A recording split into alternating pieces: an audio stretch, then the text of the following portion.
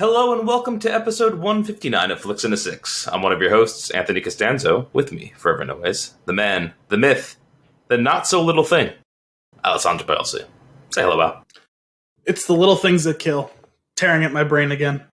I wasn't in the mood to sing it. On this week's episode, Wanda takes a turn, Snyder should get cut, and EAEAs, along with other news and nuggets, all before diving into our flick of the week, not 7. But first, Al, what are we drinking? More on that later. Sorry, I just really don't think I can do a very good impression of mid-90s Gavin Rossdale, so I figured I'd spare humiliation of hearing me sing That's that. fair. Grungily? I mean, I would have listened to it, and I would have loved it. So we're drinking... funny thing about this beer. I couldn't find it. And I was like... Fair. Yeah, that's 2 weeks in a row. I was like, this is perplexing because... This is becoming a pattern. Well, this name sounds familiar. Right. Could I not find it last week? I don't remember. It was beer, last week or the week before you couldn't find, yeah. Not the one we did, the one that we didn't. The one we deserved. No, so I'm like tearing apart my fridge. I was like, oh my god, did someone steal this beer again? And I'm like looking around and you son of a bitch. Corner of my eye, sitting on the windowsill. This is in the basement. The fridge is in the basement. And there's a windowsill next to the refrigerator in the basement that has some beers that I've gotten from my other cousin who goes traveling around like the Northeast corridor getting different beers, and then we occasionally exchange beers. Mm-hmm. And somehow this, along with, I'm assuming, the 3 other beers that it came with that you gave me, because I believe you gave me this one? Yes. We're sitting there amongst those beers, and I don't know how they got there. All right. I just got lucky that I happened to... Because there was one 6-pack over there, that like mixed 6-pack, that I knew for sure was from him. And I was like, those 4 over there, I don't recall. So we're drinking a collaboration between Stone and Modern Times called Wizards and Gargoyles. It's a hazy coffee IPA. Now, there are some activities going on in the background of this episode that we will not name that remind me very much of the can art of this can. Is that why? I agree. It is. Just like old video games, everyone. Old video games. That's what this looks like. I will say, though, it's a beautiful pixel art can. There's something about it, though. I'm not sure how familiar you are with like modern pixel art, but this looks like modern, like not like an old school pixelated image. Like there are people that can do pixel art that looks like an NES game or something cool like that. Yeah. This does not look like that. This looks, it's it was a nice effort, but it's not that. Sure. Well, yeah, I mean, I guess it feels more intentional. Maybe. Right? Like, because like pixel art from back then was the best they could do, whereas this was choosing to do it. Sure, but that being said, the typography is spot on. Yes. Although the Modern Times typography that reminds me. That looks like a Sega game. I was going to say it looks like an old sweater. Yeah, I can see that. So this is an India Pale Ale brewed with coffee. It's 7% alcohol by volume. It's 1 pint, which we love. You bet your ass that when I saw this in the store and I read it, I was like, first off, what's going on with this name? Second off, this can looks amazing. Thirdly, does that say hazy coffee IPA? All of these things rang a lot of bells. I'm a little disappointed there's no story or anything on this. Yeah, it's unfortunate. Oh, government warning. According to the Surgeon General... See, it's funny because the logo is a heart. Is the stone... So, the stone logo, is that a gargoyle? Yes. Just out of curiosity? All right. What do you think Wizards have to do with Modern Times? Do you know what their logo is? I've never heard of the brewery before, so... That'd be interesting. Where is Modern Times? Well, we're in it. That's heavy. Well, let that one sit there for a minute. Let's give this sucker a taste, shall we? It looks delightful. Yeah, I'm drinking it in a very dramatic glass after our conversation. Ooh, that is dramatic. It is. So I said mine is somehow even more dramatic than the one yours is, but also somehow less glass and lighter. Yours are... Yeah, it's also not the beer glass, though. Like, the one that I'm talking about is a very specific beer glass. That's not it. I feel like you have one that's pretty similar, though. It's not exactly the same. It's similar in that it is also a beer glass, and it is also tall. Well, actually, the one I'm thinking of isn't even a beer glass, is it? It's a water glass, isn't it? Or is it or am I thinking of the same glass? I think you might be thinking of the wrong glass. I've definitely drank out of. We're going to get to the bottom of this one of these days when we're together again. Well, it's been a while. It's been since Oktoberfest in October. Well, cheers. Cheers. There's the dramatic cheers to go with your dramatic glass. We need to start bringing a second glass each so that we can clink against glass. What's ridiculous is I always have a second glass. There we go. It even has fluids to get the right sound. Cheers. Oh. Yeah, that's real good. Did not taste like what I expected it to. That's real good. Like, this is the nose on this bad boy is exactly what I want from a coffee drink. That's not coffee. Like that exact. Like it has like a sweetness to it, but it's like it's so clearly coffee. And then you get this hazy IPA, a little bit of bitter in there to match as well with the coffee. I like that. Whatever else is going on there, it's not sweet, but it almost tastes like there's sugar in my coffee. I like it. I don't put sugar in my coffee regularly, but I like this. See, it's funny because while we were chatting there between finishing reading the can and drinking, I forgot it was coffee. And so I took a sip and I was like, that doesn't taste like a hazy IPA. That'll get you. But now... I was like, it does taste like coffee, though. Oh, yeah. Yeah. Well, it's funny because when I cracked it open before we started recording, I kind of like didn't intentionally whiff. I just kind of like whooshed it across in front of me. And what did you do with it? I whooshed it across. You whooshed it? All right. Yeah, I whooshed it. WHOOSHED. WH Ushed. WHIT. E. And it smelled like, citrusy IPA. I didn't even detect any of the coffee smell. Oh, interesting. But now that I smell it, I do. But like, just the whoosh, I didn't. Sure. No coffee on the whoosh. No, there's no coffee on the whoosh. There's coffee on the nose, but not on the whoosh. It's tasty though. It's not my favorite. It's unique. It's not my favorite coffee beer. It's not my favorite IPA. It's fine. Sure. Mm-hmm. I'm going 2 thuckles.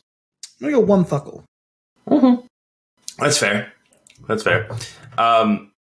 I think I like that it's dramatically different than other beer.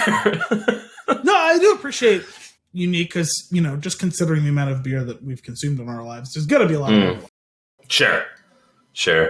That's true. I have nothing else to say about this beer. Shall we move on to news and nuggets? Sure, why not? Al, why beat for the first time... What? What? I said, why beat around the whoosh? Why beat around the whoosh? For the first time ever?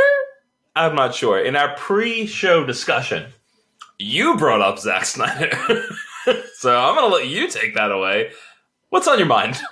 Well, so apparently to be clear, this is a safe space. Yeah, no. So it's just an opportunity for me to get off a cheap joke, really. So they released the rating of the Snyder Cut, the official MPAA rating of the Snyder Cut. It is rated R. The original rated R for redundant. That would have been a better joke than the one I go with. Sorry. No, it's a little corny, but I do like it. It's a good fit.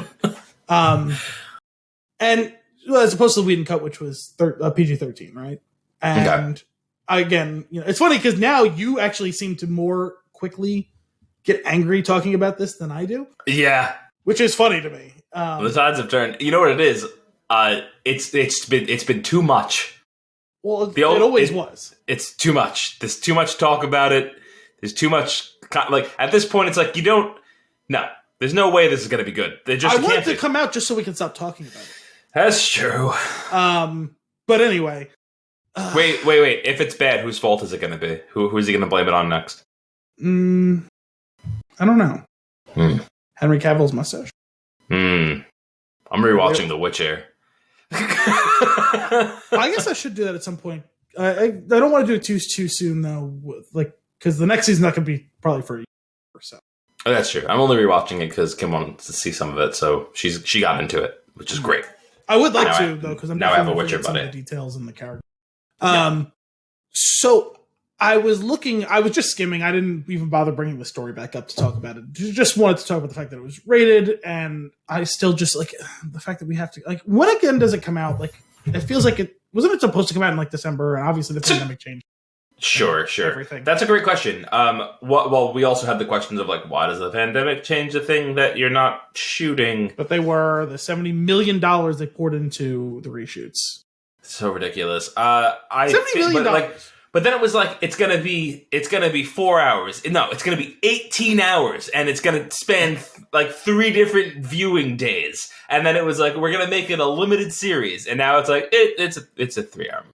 Which I don't understand how that whole genesis. Actually, I kind of forgot about that until you just, much like Danny kind of forgot about the Iron Fleet. I kind of forgot about you, like what you just laid out there. I forgot that it was supposed to be a limited series. Now it's just going to be it's just a movie.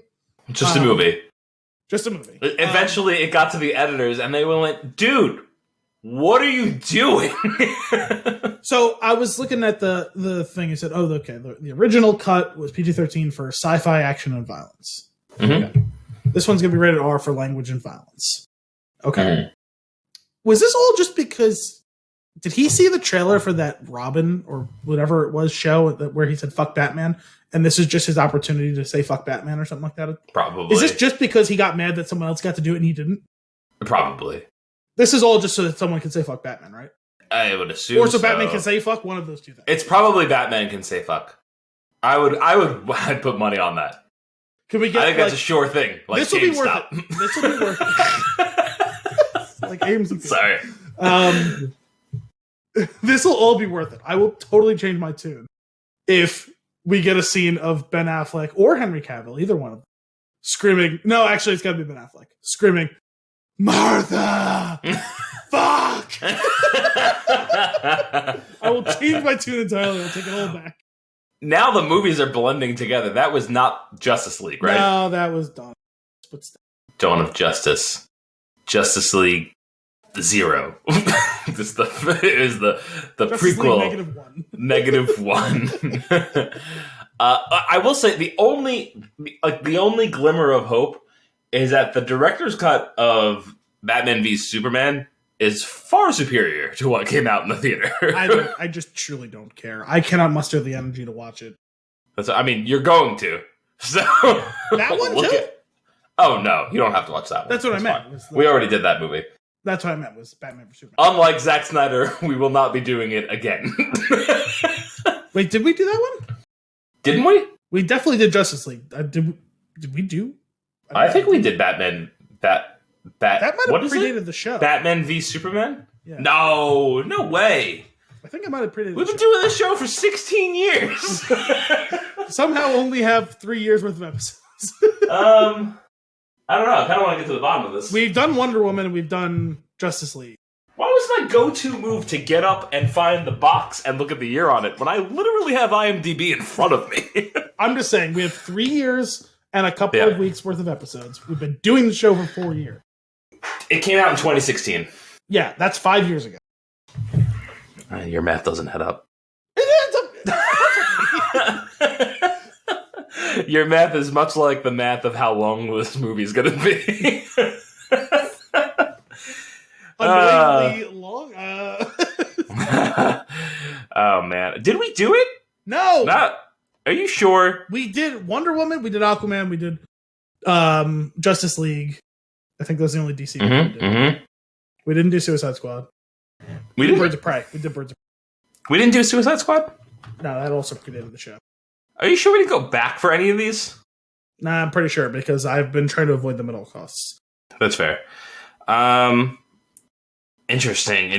So I just, I searched for Batman in our episodes list.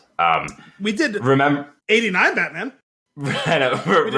We did 89 Batman on episode 88. We really missed the mark on that one. Yeah, I want to say that I said it at some point in one of those two.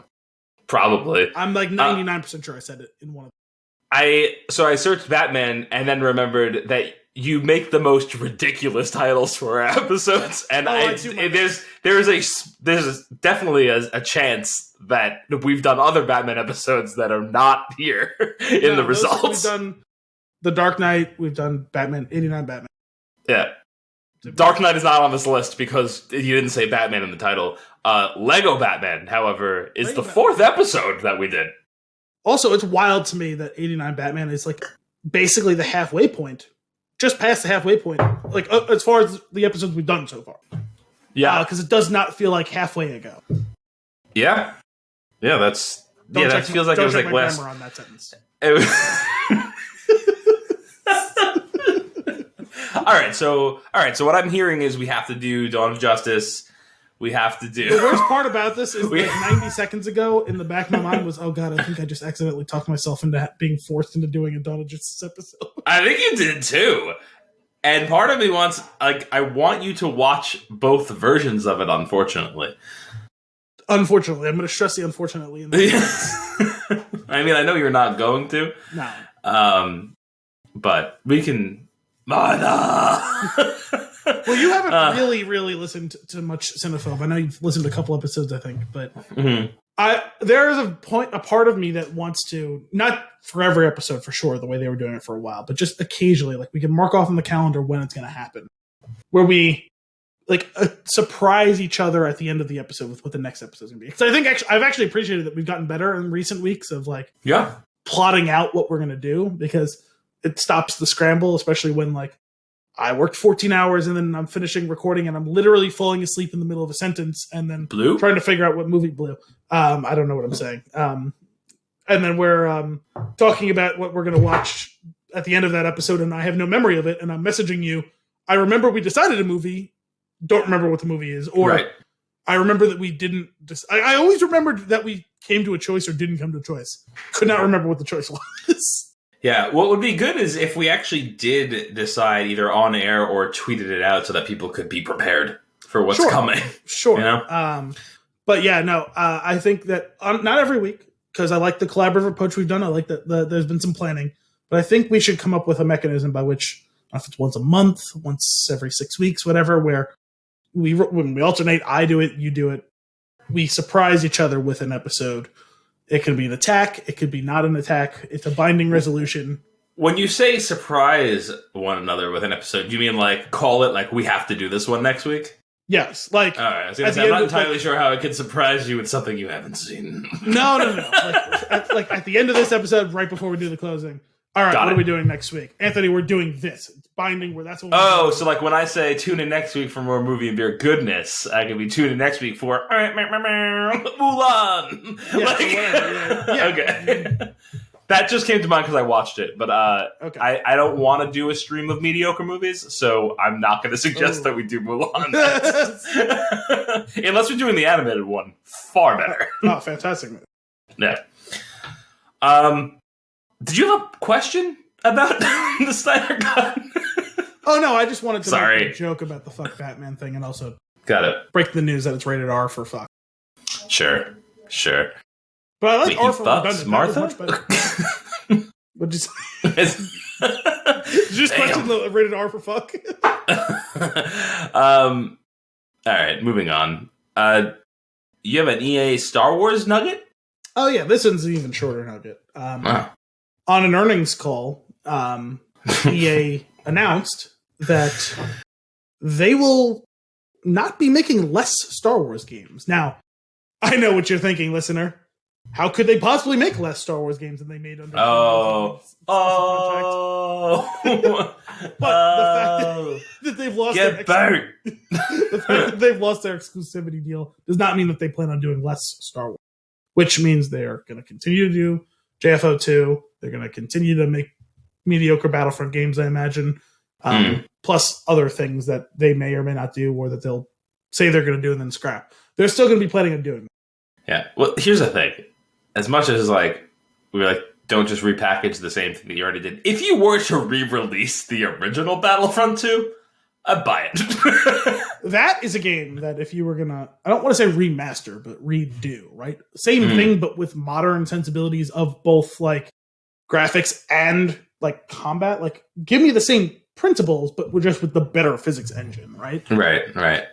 Yeah, I don't get your cards out of here and your points that I have to buy things and your heroes. I just want to shoot stormtroopers. I don't understand why it has to be so complicated. Also, I feel like they got off kind of easy on that whole, like, the lawsuits involved, which is to say, not that they did or didn't get punished. It's just, I feel like I don't remember hearing what the resolution of all that was. How did we let that disappear? I'm not sure. Listen, Gamergate was one of the worst things ever, and it informed a lot of the terrible things that have happened the last 10 years. But unfortunately, you know that Onion article that has become a really popular meme, like, worst person ever has good idea or something like that? No. You've never seen that one? Oh, it's great. No, It's like, but the worst guy imaginable makes great point or something like that. Okay. Games journalism is bad. It's just that's not what Gamergate was actually about. It was just about torturing and harassing women and gay people and not white people. Like, that's predominantly what Gamergate was about. But what they used as the meat shield to hide behind while they were doing terrible things and didn't deserve it was... Do not like that phrase anytime you've said it.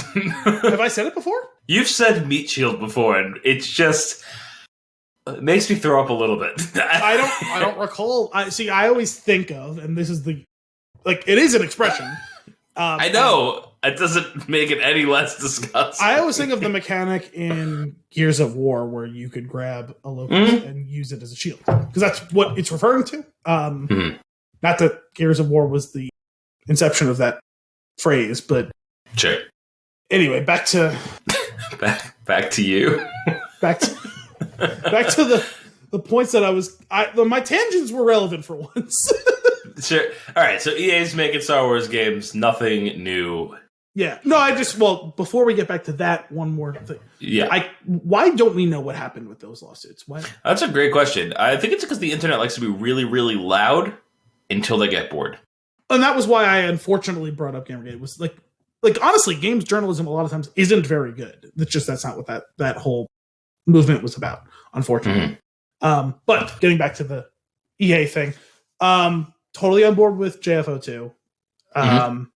Hopefully other studios get opportunities to make good Star Wars games, because, like, as much as it wasn't perfect, I at least appreciated what they attempted to do with Squadrons. Like, they tried, and also, like, at no point did it ever feel like they were just trying to bilk us for our money the way that, like, Battlefront 2 did.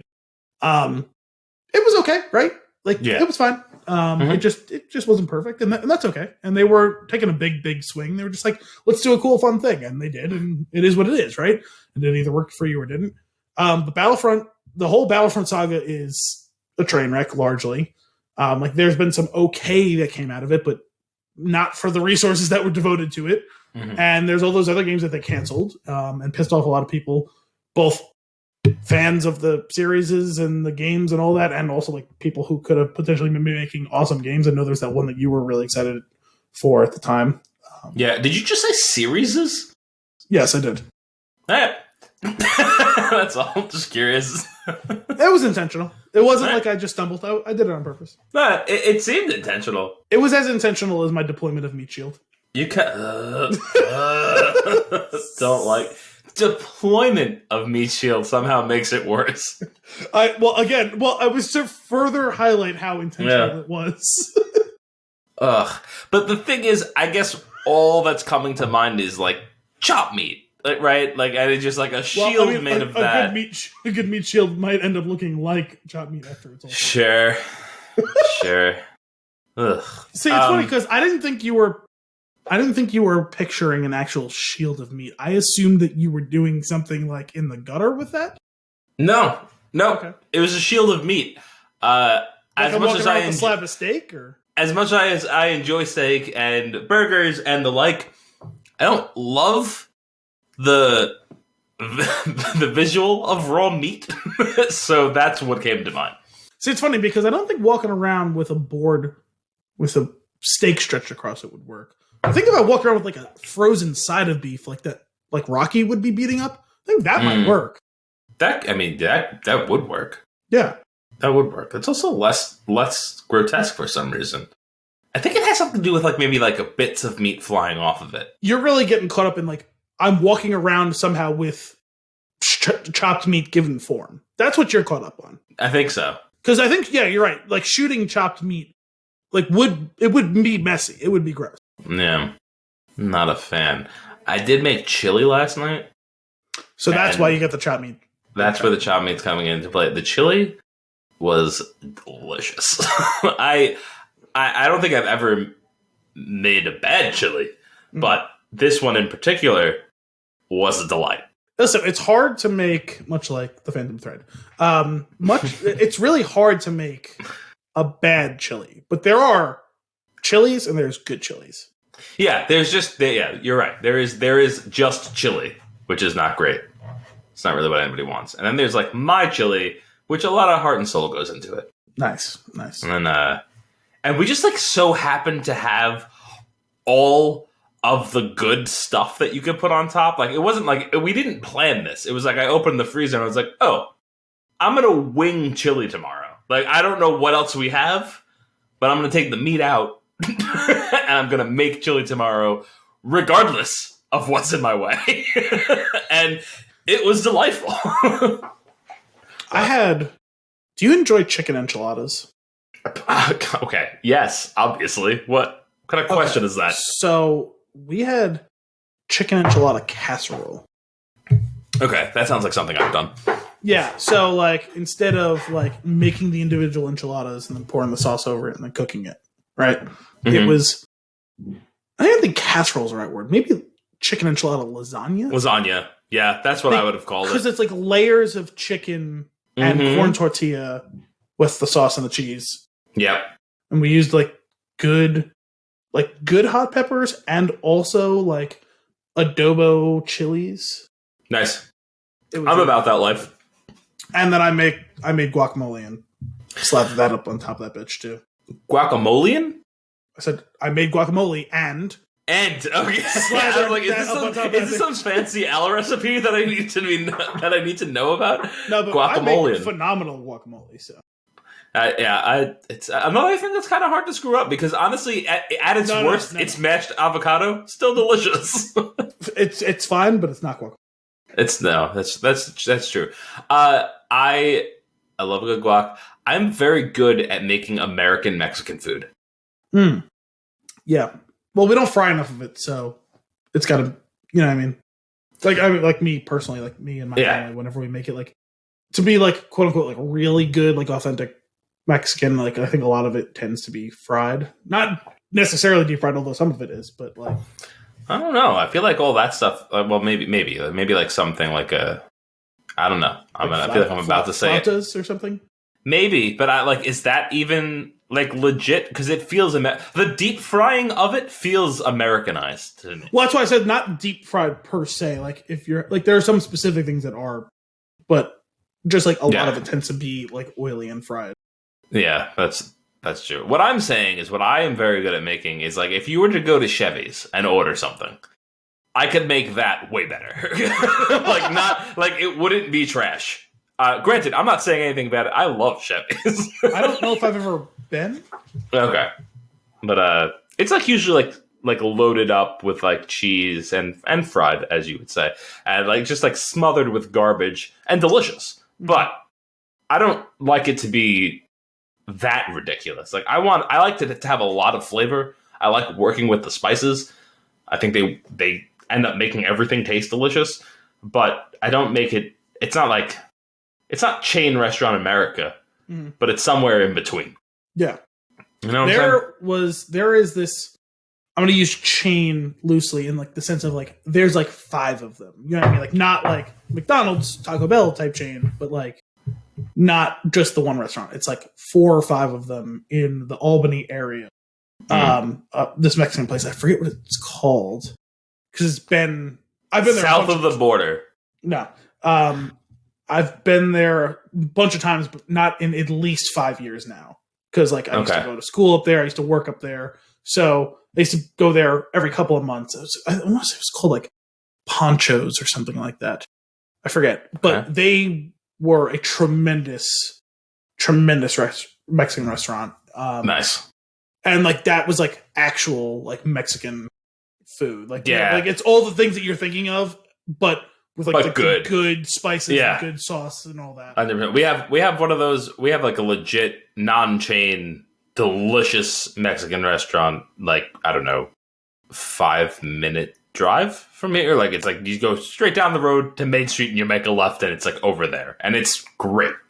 I love that place. Abby's or Abby's? It's 1B. Where do you stand? Abby's or Abby's? 1B.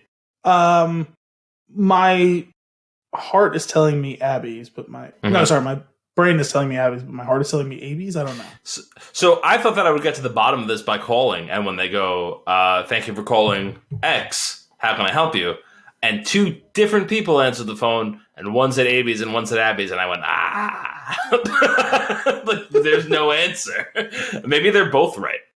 Maybe this is a tomato thing. As opposed to a tomato-potato thing. Let's move on. WandaVision. It's real good. This last episode really shook it up. Took me by surprise. I enjoyed it. I mean, like, you have to figure it was going to go one of 2 ways, right? It was either going to start to like give us little breadcrumbs towards this information, and like each episode would have a little bit more of it, or you're gonna have to have like the hard stop. We're doing a full blown episode, and that's what the way they. That's what they did. I kind of dug it, especially considering all these episodes tend to be on the shorter side. This, I think, was actually the longest of the episodes. Even it might have been, but it also felt like the shortest because I wanted so much more. Well, there was so much going on. Yeah, too. I was super invested. Yeah. But yeah, I think it was about 5 minutes longer than episodes. Okay. We need to discuss something real quick. Okay. Kat Dennings. Is that her name? Yes. Okay. Kat Dennings. Her voice is the exact same voice as the woman in Point Break. It's funny because as soon as you said her voice, I was like, are we going to rate this on a scale of 1 to Lori Petty? Because no, not as annoying. I don't know why, but it's not as annoying. No. Not nearly. Okay. I don't know, man. It sounded the same to me. Like, it sounded like if I closed my eyes, I could have seen a different actress. You know what it is? I think Kat Dennings has a greater vocal range. I think that there's a little bit more nuance. Yes. I think what caught me by surprise with that much Lori Petty in Point Break was that it was super like high pitched girly, but like always on the same like plane of like always on the same octave, basically. Like Kat Dennings has a bigger range to her voice, so it's not nearly as annoying at all. Like, actually, I've never found her voice to be like noteworthily. That's true. I would agree with you on that. I will say there's something about like there was some overlap though. I will grant you that. Like I think that like her top end of her range of like of her octave like level probably comes up like with some overlap with Lori Petty, but just the range is what's I never really thought about her voice. That's fair. I gotta say, there's something about her style of humor. It's like it's very forced. I feel like the way like her delivery feels very forced. I think being on like an old school style like multicam sitcom broke her delivery. I'm not sure because I kind of felt that way about her beforehand too. But that's not to say that it's bad. For whatever reason, I think that she kind of pulls that off. It's something that I wouldn't normally want, but I think that it's funny when she delivers it. Oh, so you're saying it's an apology? It's yeah, like it sounds negative, and normally it would be. So that was for whatever reason went already because I'm already well documented in having said like I don't find that style of show funny because I don't like the hard pauses like that. It feels so. It's so like immersion breaking to me because it's like yanking you out of. It doesn't feel organic, and I was like, oh well, she was on that show. Maybe like that kind of broke her delivery, and that's for sure. But you're actually saying it in a positive way because like, it's a weird thing. It's almost like it actually seems more like a trade. Like some like I don't think that everybody can do that and it can work. I don't really understand why it works or what it is about her delivery, but I find her to be very funny. No, I don't think I wouldn't say that I like particularly like love or hate her. Like she's fine. Sure. She's had her moment. Like there's definitely been some lines over the years that she said that are funny. Like, but I can't pick out a person that does it. But I have spotted this style of delivery and been like, no, just no. It's like stop trying too hard. Like you know what it is? It's normally would come across as trying too hard, but for whatever reason, it doesn't feel that way when she does it. It seems like it's her thing. I think actually what I enjoyed her the most in was in 40-Year-Old Virgin. There's a couple of scenes that I laughed pretty hard at that she's involved with. Yeah. I thought she was good in that, in her very small bit of that movie. Yeah. Oh, it's a great movie. I haven't seen that in a long time. I haven't seen it unrated in a long time, and that's the only way you can watch it. I can use that movie again because I recently watched The Morning Show, and I am not on board with Steve Carell being a bad guy. It is just isn't he basically Matt Lauer in that? It's not great. It's pretty horrible. Yeah, that's a great movie. But like the last couple of times I've seen it have been like bits and pieces of it like on like FX or something. You cannot. I'm not even big on like movies going full blown on like the vulgarity of like just like the like I'm fine with it, but like I don't find that enhances most movies. For that movie, it works. I don't know how Romany Malco is that. I'm not sure if that's how you say his name. I think it's Romani. Romani. Yeah. Best character in the movie.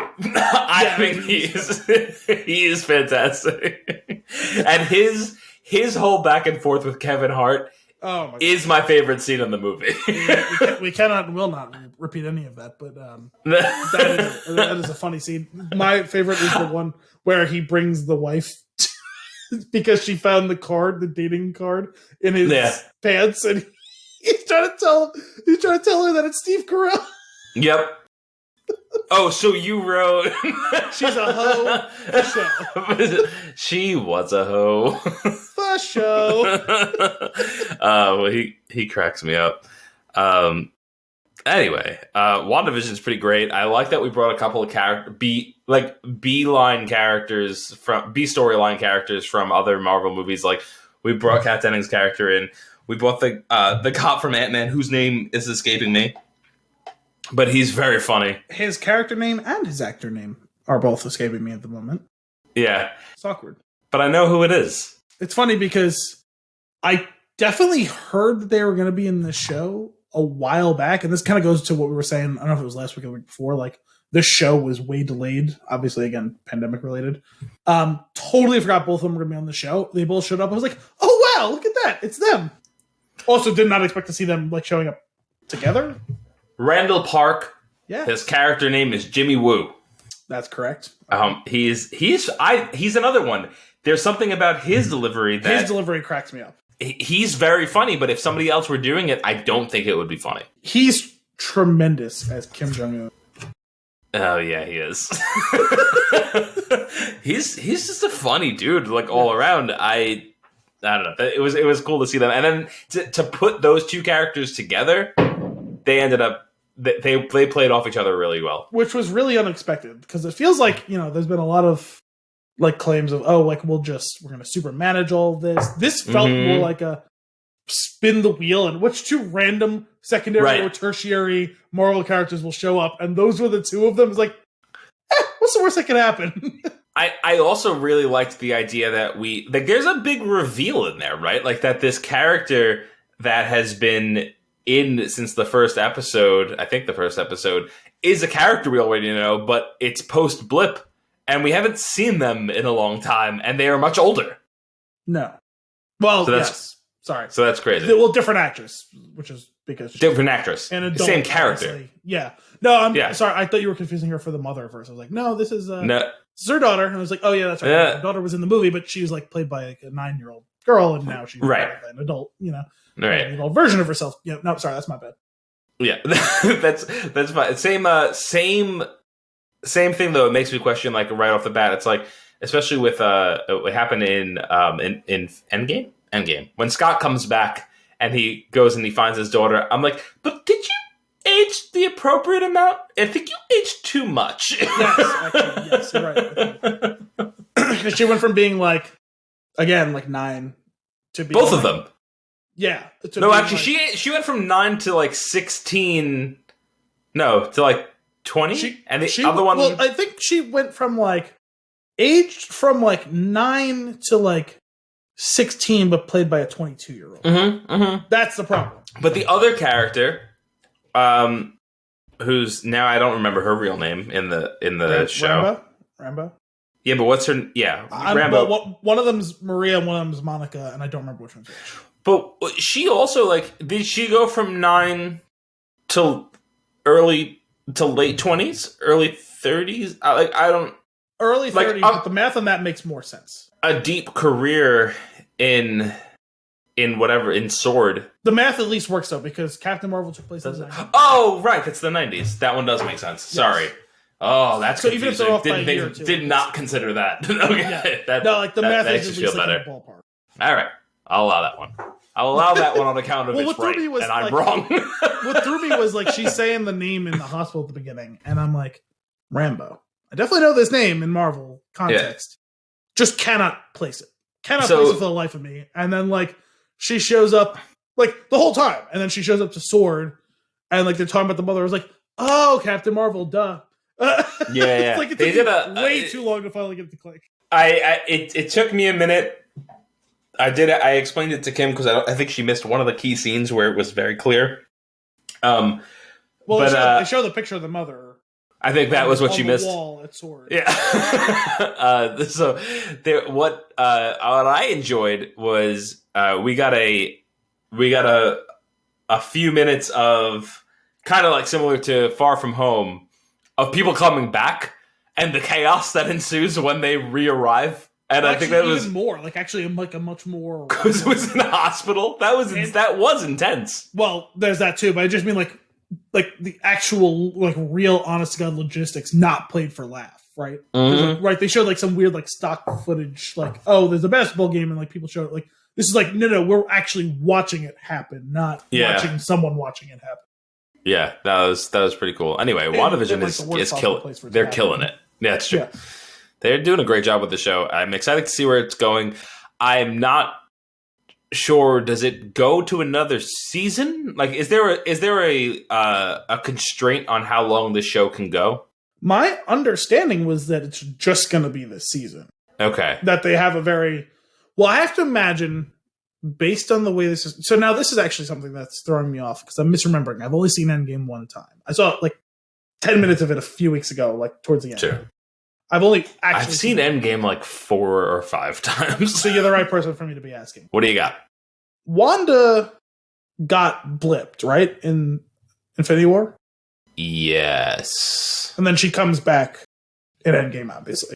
Yeah. I want to say yes. Okay, so this makes sense because for a minute during this episode, I was like, was this going on before Endgame or like immediately after Endgame? So it turns out it's, I guess, a couple of weeks after Endgame. I don't know. I guess so. I think it is because didn't the guy who's the director said something like, it's been 3 weeks since he came back and you're the first agent to come back. Yeah, I guess the assumption being that she like came back, got to work relatively quickly, and then went out there. Then yes, she did. It was her first assignment, and like I'm pretty sure he said it's been 3 weeks, and you're the first agent back. Yeah. Okay. Then yeah, that's about a few weeks after. So yeah, no, because I was thrown for a second. I was like, wait, am I misremembering this? Was Wanda around for Endgame? So like this could be happening in that 5-year span or whatever, or so it is right after. Okay. Mm-hmm. So then this takes me then. So Wanda is gonna be in Doctor Strange Multiverse of Madness. So I'm imagining the end of this is gonna directly lead into that in some way. I would assume so. Like this is gonna have. I wonder whether she doesn't quote unquote get better at the end of this, like because obviously this is a way for her to deal with her grief and PTSD. Right. Like, very obvious.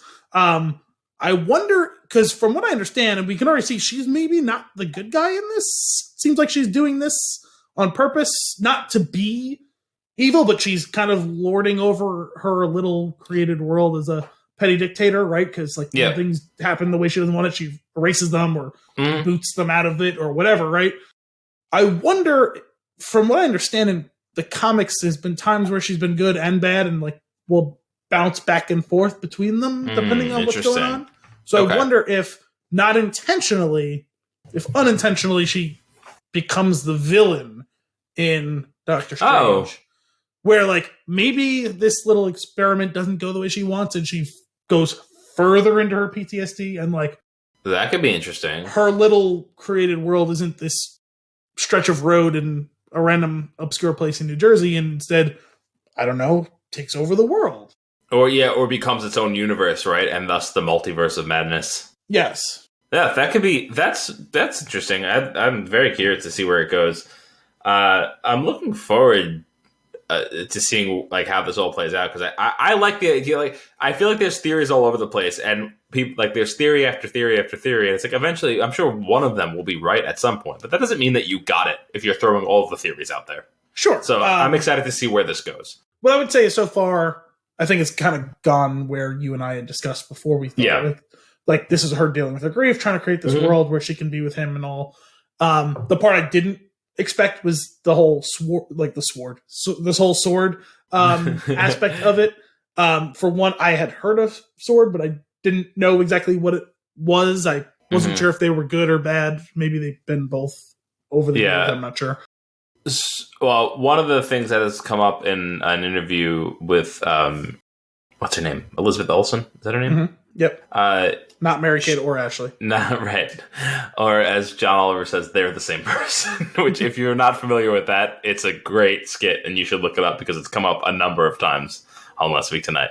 But she had said like, oh, like there's a planned cameo that should rival Mark Hamill. I did hear about that. Yes. And what do you think that is? Because I have an idea, and I think it'll be great if that's the case. Honestly, when I first read the quote, I was kind of hoping it was just going to be Mark Hamill. That would be really funny. Not necessarily as Luke Skywalker, but just like... No, as Luke Skywalker. Listen, Disney owns it all, right? So that's right. Like I imagine the cameo, and this is kind of what I was getting at. The cameo, I imagine, is Doctor Strange. Doctor Strange. I think that's a fairly safe bet that's who it would be. I was thinking it would be really cool if it's Stan Lee.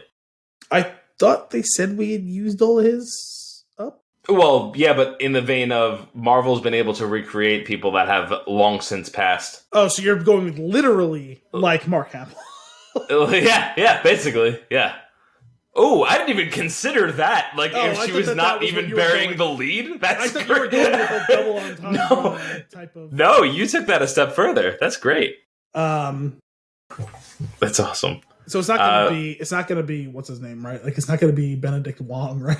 Like, it's... No, I forget the character. Is he just Wong, right? If it's him, that would be pretty great. He is a fantastic character. No, he's great. I just, like, that wouldn't quite resonate the way that Doctor Strange would. It's actually Chiwetel, and he's like, remember me? And I was like, right. You were in a movie here. Around. He's gonna come back in something. I'm sure he will. When is the question. Well, I assume he'll be in this next one, but maybe he will. Maybe he's gonna twist and manipulate her, and that's why she becomes bad or whatever. I don't know. Who can say? Do you have any other news and nuggets? News and or nuggets? I don't believe so. Right. Oh, this is more suited for Game Bites, but I got a PS5, and that thing is bananas. Well, I think we talked about it last week briefly, right? It's huge. It's crazy. It's wild. Out of control. I played Spider-Man Miles Morales. Done. It was fantastic. I burned through it. I started playing God of War. Oh my lord. It looks so good. And like I started playing it, and then a patch came out that like enhanced it for the PS5, and I thought it looked amazing before that. And then I was loaded up, and I was like, oh, I see. Did you see the videos of like the side by sides? They released the trailer and shit for Mass Effect Remaster. I saw that trailer. I didn't see like a side by side of it though. But that... Oh yeah, so on the like alongside the trailer, they on like BioWare's site actually released like a more in-depth like description of what they've done. And this is still not, I don't think, all the answers per se, but they also had a handful of, I think, from Mass Effect 1 and 2, both little clips and images with a little slider where it would be like, if you slide it all the way to this is what it looked originally. That's cool. Slide it over, that's what it looks like now. And like you could leave it in the middle, you could see them like next to each other. They played around with some cool stuff just from like visuals, like where it's like, you know, amorphous trees is now like it looks like a real life forest, and like Sure. this. Are you gonna get it? Yeah, I think we kind of established that I'm gonna get it. I mean, I still got to get the Series X first, but yeah. Sure.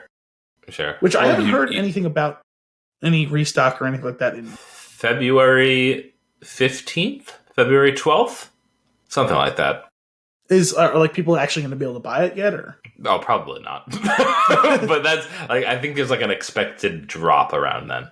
Okay, so my like people ask me for over-unders like prior to the holiday, and I was like March. Mm-hmm. If I could get it by March, maybe I was just telling myself that, I don't know, but if I could get it by then. I mean, the game, nice. I think I want to say May 14th or something like that is when they said the remake.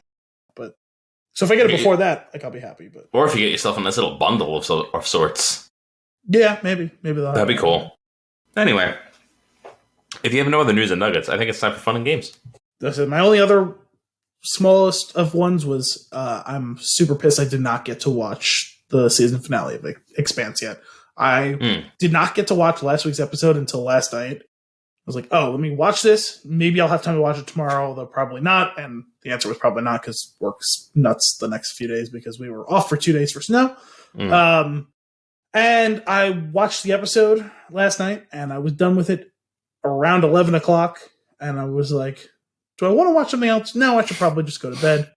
But as I backed out of the episode, they dropped it before midnight. And I was like, you motherfuckers, put this before me. I do not have time to watch this. There's no way I'm going to be able to stay up and not be miserable at work tomorrow if I watch this whole hour-long episode. Hour-plus episode, whatever it is. I was like, you sons of bitches, why would you? Can't do just it. Tell me. I just assumed it wasn't going to be out until like fucking 3 o'clock because like that's been pretty much the standard for streaming. When they're doing drops like that, they do it like 3 a.m. because it's 12 West, like Pacific, you know what I mean? Right. And it was out at like 11 p.m. Eastern. You sons of dirty. Bitches. That's dirty. I don't like that. I mean, while Dominic's friend Brian is texting me like right before he mentioned spoilers. He's like, dude, I just watched it. I was like, no, I didn't see it. Stop. Oh man. I have a nugget. Okay. As you know, Al, listeners don't know because I didn't actually post a picture of this, but I got my hands on finally the 4K versions of Lord of the Rings and The Hobbit. So I do have them handy, which is great. Then I was like, I really want to watch. I'm like really excited to watch this movie. And Kim was like, I'll watch it. And I went, really? So which one? Fellowship? Yeah, we're going to start there. But extended? Not extended. I'm extended. I mean, you might as well. As many of the Ks as I can get. The 4K is on the screen. The K next to me. It'll be great. Nicely done. Cool. Let's get into our fun and games for the week. I have a quiz here from thequiz.com. And it's which classic TV cop are you? Okay. I went down so the way that this fun and games come about is about, I don't know, 15 minutes before the show. I go, shit. I didn't find a quiz. And then I go, main actor, quiz. Main actor character, quiz. Could not find a decent which Denzel Washington character are you? So then I said, movie cops quiz. And this is what came up. And this is definitely worse and more reprehensible than me realizing that I think I dozed off for about 5 minutes of this movie. Realized I dozed off for about 20 minutes of this movie. I'm watching that while you're waiting to start this call. Oh. Definitely worse than that. This is worse? How dare you? No, I'm being sarcastic. I was going to say, at least mine was still done prior to showing. I thought you were watching the end of the movie before. Not the end. The middle. Yeah, actually, probably the most important scene. I fell asleep when they brought him into the interrogation. Yeah, it was the interrogation. It's a very awkward scene. I'm not a fan. We'll talk about it later. Are you a good cop or a bad cop? Good cop all the way, bad cop through and through, mostly good, unless pushed. I'm more of a morally gray cop. Jesus. Let's go with good cop. I kind of like morally gray cop in, like, color. Because the picture above it is like an old TV show and it's black and white, and I'm pretty sure he's a good cop, but as far as the options are concerned, he appears to be morally gray. Wait, so I think we need a fifth option. It's literally gray cop. Literally, actually gray. Do you have a partner? Yep. And she hates my guts. No, I work better alone. No, everyone refuses to work with me. Yes, and I trust her with my life. Let's go with that one. Okay. This is gonna end up with me getting betrayed somehow in this quiz, isn't it? I'm sure. I feel like most quizzes involve you getting betrayed, whether by your own doing or the quizzes do. Well, either end up with me getting betrayed or revealing that I fear getting betrayed. It's one of those two things. Why did you become a cop? The police station was hiring to help victims. Solving crimes is fun. Die Hard.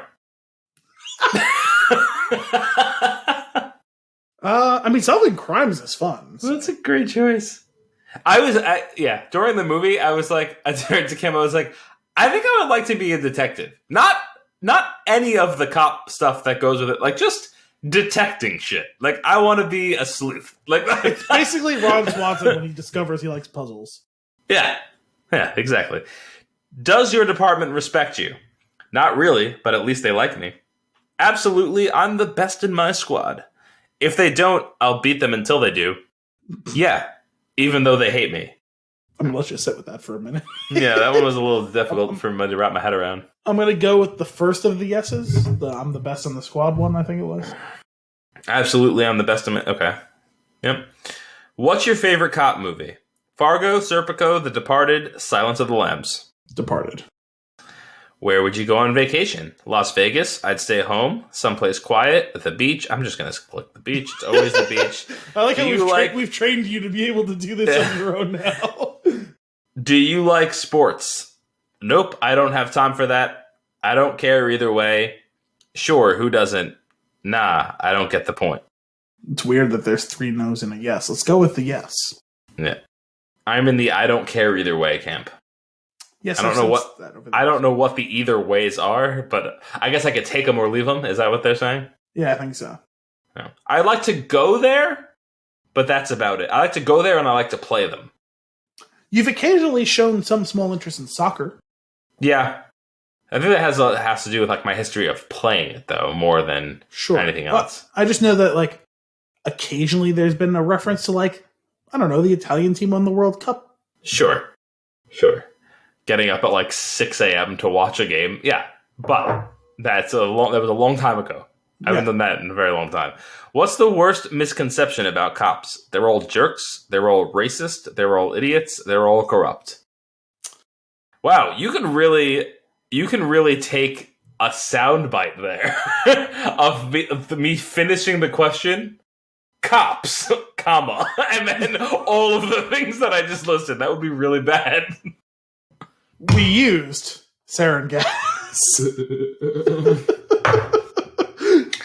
Oh my goodness. Sorry, what's the worst misconception? The worst misconception.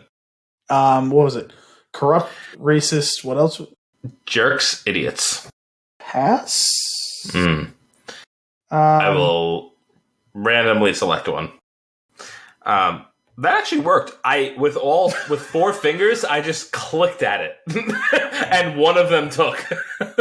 Okay. Have you ever crossed the line? No way. I'm on the straight and narrow. There is no line with me. Only in pursuit of justice. I've come close, but I always stay on the up and up. Let's go with that one. Okay. Listen, no one's perfect. How long is this quiz? Ugh. How do you feel about the show, Cops? It's a hoot. It's a hoot? Never seen it. I don't have anything against it. It's a disgrace to the profession. How does none of them have anything to do with getting sweaty from watching it? Why are you all sweaty? I think that's what never seen it is. Maybe if you say that in a panicked voice. Actually, I have never watched Cops. I've seen a clip of it in other things. Like I think that qualifies as never seen it. Yeah. Do you believe in criminal rehabilitation? Only when they're dead? Wow! Sure, but not without extreme circumstances. Maybe once they get really old. No way. Once a crook, always a crook. Jesus. Wait, sorry, what was the second option? Sure, but not without extreme circumstances. And the third option? Maybe once they get really old. So there was only 3 options? No way. Once a crook, always a crook. Oh, yeah. Only when they're dead. Jesus. I guess option 2? I don't know. Okay. Which crime is the worst? Dealing drugs, human trafficking, murder, sexual assault. I guess murder. Yeah. I mean, human trafficking is really bad, but Yeah. like death, I guess, is the worst. And maybe... I don't know. That's a tough question. This becomes a philosophical thing. This has been this has been by far the darkest quiz we've ever done. Oh boy. I'm not sure if we should... I think I should just randomly select the next few. Do you support the death penalty? I don't think I... No. Okay. No. Do you want me to read them all? Or just the no, life in jail is worse? Well, I guess read them all. Read me the no options. Most of the time, yes. Yes, the worst offenders need to die. No, life in jail is worse. Jury is still out.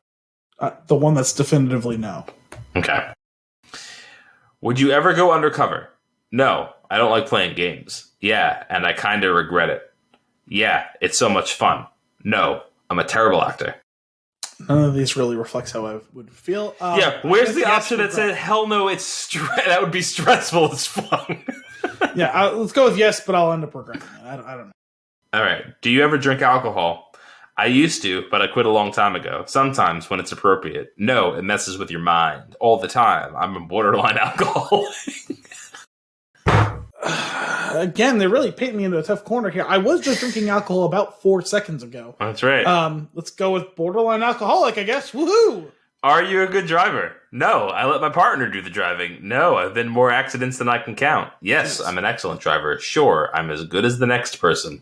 Let's go with the Rain Man defense. An excellent driver. What kind of music do you like? Country, pop, rock, jazz? Rock. Which city would you rather police? Los Angeles, New York, Baltimore, Mayberry? Who the fuck is Mayberry? I would go with that. It seems like a small town. Sure, why not? Let's go with that one. Jesus.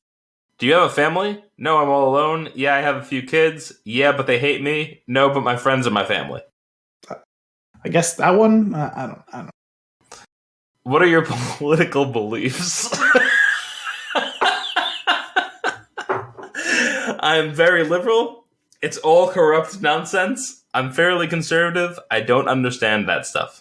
Oh, this is actually an easy one. Corrupt nonsense. Where do you live? On a modest farm, in a big house, in a small apartment, in a large townhouse. Oh my god, how many questions are there? Let's go with the townhouse. If I was a cop, I feel like I'd be in a townhouse. Let's do it. Okay. Have you ever broken the law yourself? All the freaking time? Maybe, but you can't prove it. Yes, I've broken police procedure. No way, I'm smarter than that. No way I'm smarter than that. Who is your favorite TV lawyer? Alan Shore, Jack McCoy, Ed Stevens, Ben Matlock. I don't know who... Actually, I know who Matlock is. I don't know who the other 3 people are. Let's go with Matlock. Do you abuse your authority? Never. Only bad cops do that. I bend the rules a little sometimes. At every chance I get. Only to intimidate suspects. Again, loaded question. I guess that everyone bends the rules sometimes or whatever. I don't know. What are your plans for retirement? Relaxing with my family? I don't think that far ahead. Living on a farm? I never want to retire. I guess relaxing with my family. How's your romantic life? I'm pretty lonely. I date now and again. I don't have enough time to date. I do more than okay for myself. Well, it's a pandemic, so I'm pretty lonely. Okay. It's fucking son of a bitch Gary going on a date tonight. Yeah. Missing this recording to go out on a date in the pandemic. God, I'm glad I don't have to do this this quiz for 2 people. We're on question 27. Which of the following cop shows is your least favorite? Like, at this point, it's sunk costs, right? Yeah. Cop Rock, CSI, Blue Bloods, Criminal Minds. Which one's my favorite one? Yeah. Let's go with CSI. Do you ever give to charity? My whole life is giving to charity. Sure, when I have a little something extra. Nah, I never think about it. No, I'm too poor to give anything away. Oh, wow. Jesus. The one about when I have a little bit something to give, I guess. Yeah. How do you dress? Sophisticated, casual, professional, or business casual? Casual. What's your favorite movie genre? Romance, drama, documentary, comedy? Oh my god. Drama? Sorry, I have to scroll ahead and see how many of these questions there are. So this is what happens when you do it 15 seconds before we get on. All right, we have 5 more questions. We have 5 more questions. Who is your best friend? My sheriff? I don't have any friends. My partner? The bottle. My partner. I want you to know that every single one of these questions have a blurb underneath it. Oh my god. This one says, most cops on TV are so busy working cases and investigating criminals that they don't have time for social lives. And if they do, it's spent entirely on romance and or their spouses. Aside from other people in the force, TV cops are rarely able to form any strong relationships. This is from thequiz.com, just so you to recall. Are you sure this isn't actually secretly to weed out a psych profile for cops? Is that I'm not sure. I think you might get called soon. You gotta be on a list. What's your favorite? You're gonna get called. It's your computer. That's true. What's your favorite decade of television? The 60s, the 90s, the 2010s, the 2000s. I guess the 2010s. It's a significant bunch of missing numbers in there. Do you like being a cop? It has its ups and downs. That's an elevator joke. It's the best job in the world. It isn't bad. Somebody's got to do it. It has its ups and downs. This is the JB Smoove joke from the Deeds. Who is the worst TV criminal? William Lewis, the Pontiac Bandit, Stringer Bell, Walter White. How dare you? Sorry, who is the what? Worst TV criminal. The worst criminal? I guess go String. Who is that? Stringer Bell from The Wire. This is Idris Elba. What's your favorite cop show? Law and Order, The Wire, The Shield, Brooklyn Nine-Nine? The Wire. Which, obviously, the Stringer Bell thing. I have to finish that. I started it. Okay, this is ridiculous. You got Jake Peralta, which, I love him. Is that from Brooklyn Nine-Nine? It is from Brooklyn Nine-Nine. Whoever said cops couldn't be total goofballs, certainly not you, because you're Jake Peralta from Brooklyn Nine-Nine. Although it doesn't always look like Peralta takes police work all that seriously, he nonetheless has become one of the better cops in all of New York City, which is nothing to scoff at, or laugh, chuckle, or even guffaw, at depending on just how unserious he lets things get. This sentence is a grammatical nightmare. First off, the punctuation is arbitrary at best. Kind of like something that Brian writes. I added all of it, man. Who would know? Burn. All right, with that, let us Peralta, get into... is that the Andy Samberg character? It is, yes. Also, how the hell did they get him to be... What do you mean? There's no way he's Hispanic, is it? What? Andy Samberg. You, for whatever reason, you cut out entirely on the question that you asked. Oh, I was just like, my microphone is way too good to cut out. I was like, there's no way that Andy Samberg is even remotely Hispanic, right? I don't know. No, is that a Spanish name? Peralta? I'm pretty sure. I don't know. There's a handful of baseball players who I'm pretty sure are Hispanic and last name Peralta. Who knows, man? I don't make the rules. Well, I didn't say you did. Let's get into our flick of the week. The Little Things, released in 2021, rated R with a 2-hour and 7-minute runtime. Kern County Deputy Sheriff Joe Deacon is sent to Los Angeles for what should have been a quick evidence-gathering assignment. Instead, he becomes embroiled in the search for a serial killer who is terrorizing the city.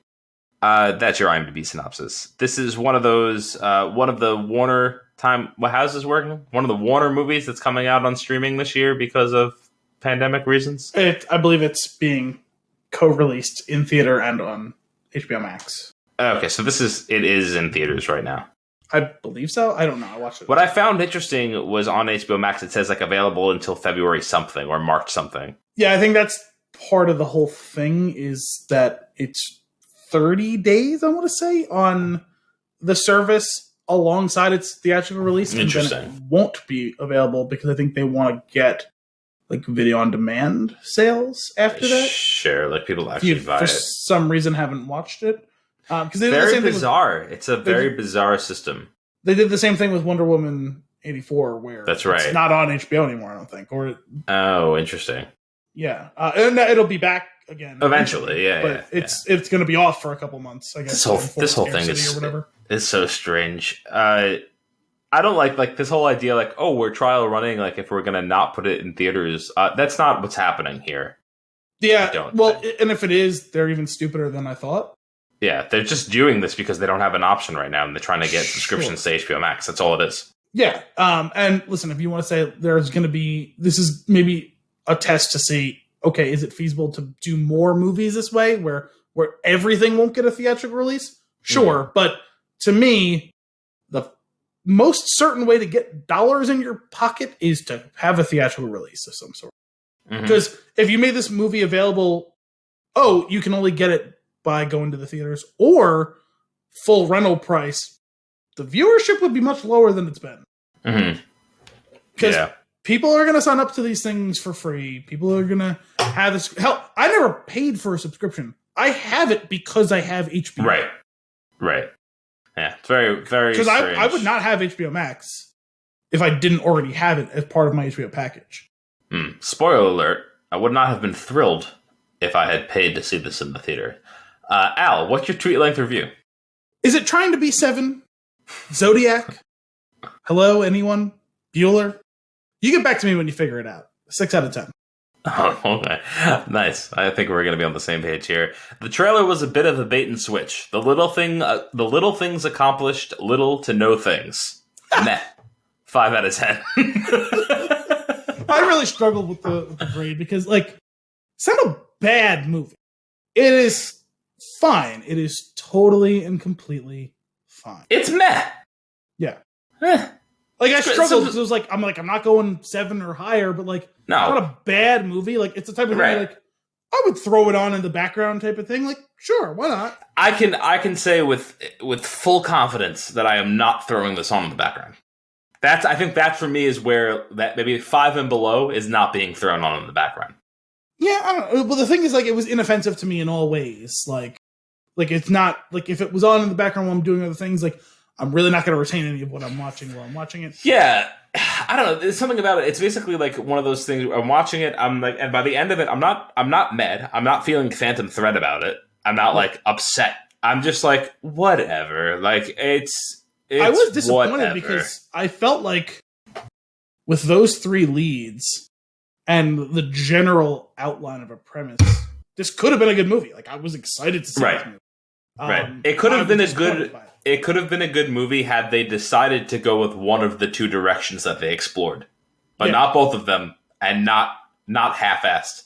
Yeah, this movie never half-assed 2 things. Yeah, whole ass. it never decided what it wanted to be. Yeah. Slow burn crime thriller in which maybe you don't know who did. Well, yeah, kind of, but the burn never really burns, and I'm never too thrilled by it. Is it a story of like a tormented mentor and his Is it like a character study protege, like following him to the darkness and all that? Kind of, but like not really. Right. I will say the trailer had clear influences, but it did. It definitely did. A very pale imitation of both of them. The trailer suggested to me that this was a crime thriller hunt for the killer. Did not mean to rhyme, but here we are. And I was all set for that. I was actually looking forward to watching that movie. I mean, we all knew it was going to come down to Jared Leto at some point, right? Just based on the trailer. Sure. But like, I was hoping it would be fun on the way to getting there. Right, and then mean something. Like, I don't know what the trailer for 7 was like, but I feel like if they did the same thing with this trailer, it wouldn't have been as shocking to me, the reveal that it was. Maybe I have to go dig that up and find the trailer and see if I would be curious. Covered in blood, like. Yeah, I feel like the 7 trailer is probably hot trash, where the movie is far better than the trailer. Like, I feel like the 7 trailer is probably like leans into the like suspenseful and like maybe gory aspects. Well, the other thing I think it probably could have got away with back then was Kevin Spacey wasn't super famous at that. Like, this would be like the equivalent if they had cast at that time, like, Arnold Schwarzenegger or someone. Like, well, not maybe not Arnold Schwarzenegger, but like an A-list actor. Like, he wasn't an A-list. Like, he became an A-list actor very shortly after that. Between that and The Usual Suspects coming out, I think the same year or a year or two apart in the mid '90s. I need to watch Seven again. That was a good movie. It was. I have seen once or twice a little bit here and there since I've seen the movie, and I haven't seen it since then. Yeah, I don't know that I've seen any bit of it since I've watched it through. Okay, I know I definitely put it on for like 5 minutes at one point. Yeah. Well, this movie is not Seven. No. And Jared Leto, I know we're jumping around as we do. I just have to bring this up because now that we're saying that it's not Seven, I feel like we immediately need to compare Jared Leto and Kevin Spacey. Tom Hanks. If Seven had Tom Hanks in the Kevin Spacey role, like where he wasn't like the legend of Tom Hanks that he is now, but like he was a big deal and like known for his acting at that point. Yeah, Forrest Gump. Well, yes, Saving Private Ryan was right after, but like kind of similar like time frame, right? Like if you had a trailer for a movie that was a thriller, and you don't know. Sorry, the theme song from Forrest Gump gets me every time. If you had Tom Hanks playing a dark role and you showed him in the trailer for that, it's like, oh, so Tom Hanks is the bad guy. You know what I mean? And then you go on and do whatever. Like, I don't know. You can't cast Jared Leto in this and then do that. No. You have to have a legitimate search to get to him. Yeah, let's talk about Jared Leto, though. I forget which it was. Is it Cinephobe? I forget which podcast you always tell me this is from, but this is whole ass, right? Or that's extra ass. No, there's less. He has less ass. What's that? He used all of his ass and then some. Where does that leave him? Oh, he has negative ass. He has negative ass. Okay. He acted his ass off. He has negative ass. He did. He also was pulling a. I'm blanking on his name. But there was oh my god, I'm blanking on the movie too. My dad used to watch these religious movies around Easter. Jesus of Nazareth. He was doing the whole no blinking thing. Very terrifying. Not a fan. So I was worried for a second there when you brought up Cinephobe because I was like, it sounded like when you said he has extra ass. I'm like, no, I thought he did a pretty good job in this movie. One of the few bright spots in this whole negative. He had negative ass. Negative ass. And yeah, he doesn't blink. He does a lot. He's doing a lot. Jared Leto is doing a lot in this movie. You know, I think sometimes he's been doing too much in recent years.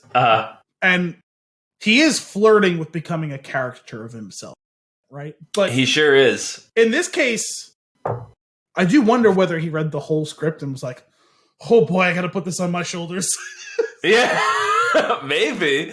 I want to know what was going on with how did he come to that walk is what I want to know. Is it somewhere along the lines of when they strapped the pillow to his belly? Well, that's what I want to know did he get fat or is he wearing a fat suit? I can't imagine that he got fat just by the sheer anatomy. Like where the fat was, the rest of him is still entirely too skinny. Well, I wasn't sure because he wears very baggy clothes predominantly. Yeah, but even his face. Well, it's hard to tell, though, because he has very thick facial hair and long hair, like, framing his face. So it's tough to tell. And he's obviously gone through so much body transformation, like how much weight he lost for Dallas Buyers Club and all that. Like, it's hard to tell exactly what his anatomy should be anymore. Right. I was happy to see that the tattoos were not real. What? I was happy to find that the tattoos were not real. When he just comes out of the gate, green hair, grills. This is the full was it Kirk Lazarus where he got the pigmentation surgery to make himself black. That's right. Yeah, he's terrifying. And I do think that he could play a great creepshow character. It's just the writing just falls short. Of what they do with him. Well, that's why I wondered whether he read the script and, like I said, tried to decide to put it on this show. Because if there was someone who was just okay in this role, this movie would have been an absolute fucking slog. Yeah, that's fair. That's fair to say. The only reason that you get through it is the performances are very good.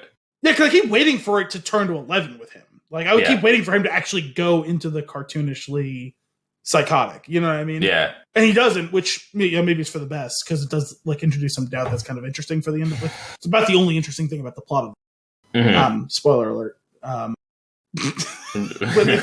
What spoiler alert that the plot trails off much like that sentence did? Yes. One of those was intentional. Oh, the plot of the movie. Yeah. Yeah. With a lesser actor, one who was just conventionally playing. He's been trimming his neighbor's hedges. That's it. That's it. Much better movie. Oh yeah. Yeah, there would have been no reason. I would have been even more bored by this movie. Now, I don't think I was boredom so much as just exhaustion that caused me to fall asleep. For as I was saying to Anthony earlier, I thought I'd doze off for 5 minutes, and I realized because when I woke up, like it was when they were going to do the lineup with the girl, and she's got the photos in front of her, and I was like, oh, I think I fell asleep on like the thing that the trailer makes very obvious is the most important like dramatic scene in this movie, in which they're in the interrogation room. Mm-hmm. And I was like, and I kind of remember him being in that room, but I realized that I missed much more of that movie. It was about 20 minutes that I was asleep for, so or at least dozing through in which I retained no information. All right, we're bouncing all over the place, specifically because I feel like the movie was a little bit frustrating in that it could have it had enough where it probably could have been good, but it just wasn't. The writing falls short. Where this movie could have been good, yes, and it is mostly on the writer, right? Also, I thought that you were going to say we're bouncing around a lot, just like this movie, but opportunity. Oh man, that is fair. But I want to rein it in. It feels like the script is poor. I want to rein it in. I want to go back I want to go to the beginning. Kind of want to go through this movie a little bit. And this is something that I've been trying to, if you've noticed over the past few episodes, I've been trying to do, is get us to go through the movie start to finish so that we could kind of get our ideas out there. It'll be helpful for me with this movie because maybe it'll jog my memory on some of it. All right. So let's kick it off with the first major flaw in the movie. Okay, so we have our Denzel Washington character, Joe Deacon, right? That's his name. Sounds right. Who is this cop in a small town. He's being sent to go pick up some evidence. Doesn't really seem to want to go. Why is that? Is a question that you will have for the next 40 minutes. No, it wasn't 40 minutes. Was it? It wasn't? It felt like 40 minutes. No, it's like 20 minutes. All right. It's a question that you'll have for a bit. And then he'll go. And when we do find out, it will be, instead of answering the question that you have of like, oh, why doesn't he want to go? What's going on? What's with this whole town? Instead of that being given to you and you feeling satisfied and understanding and you're able to move forward with the plot, for me, what it did was it just raised another question of, did they just put this whole side quest in there to get him back to his hometown? The evidence doesn't come up again. He went on vacation. This is a major, like, this is your first, in hindsight, I should have seen that this movie was not going to play out well, because they really did they just wrote in scenarios to get people from A to B.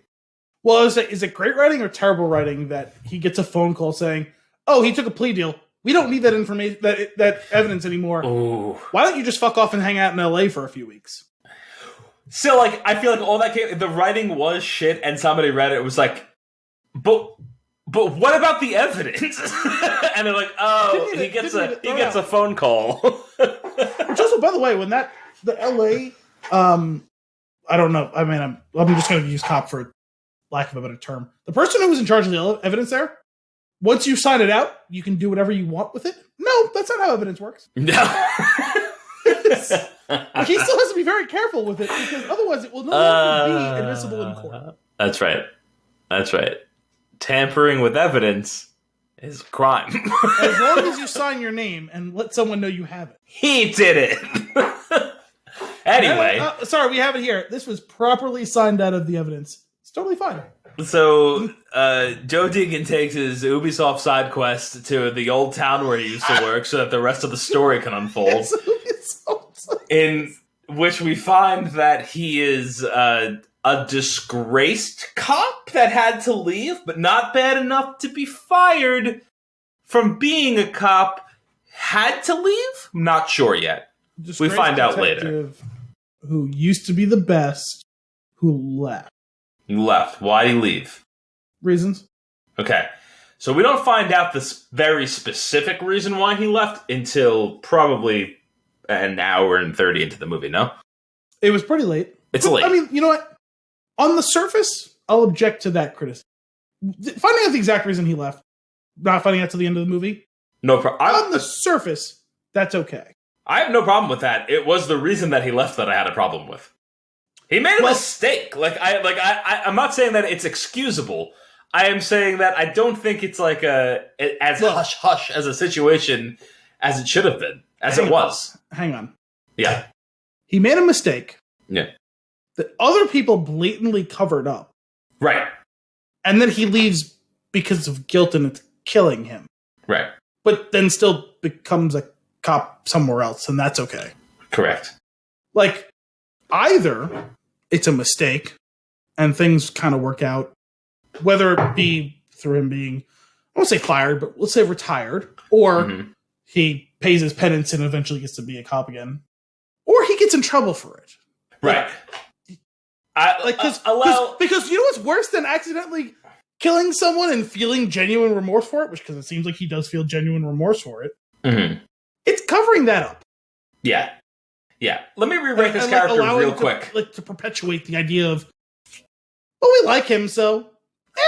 In a movie that is just random scenes from other movies sewn together, it just reminded me, I watched Whose Line Is It Anyway? Right after watching the movie.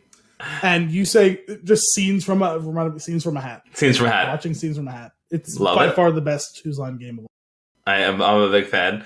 But if you want to write just a quick solution to this character, is that he is destroyed by what happened. He is guilty. He is not a cop anymore, but he is the best.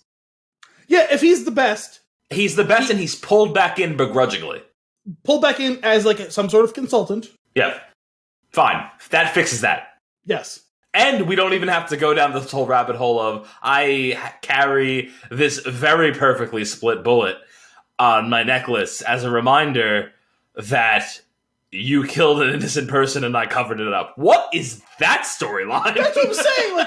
They are so much more problematic than what's just going on with him. It's and by the way, there's a third person who just casually knows it happened. Chief of police, right?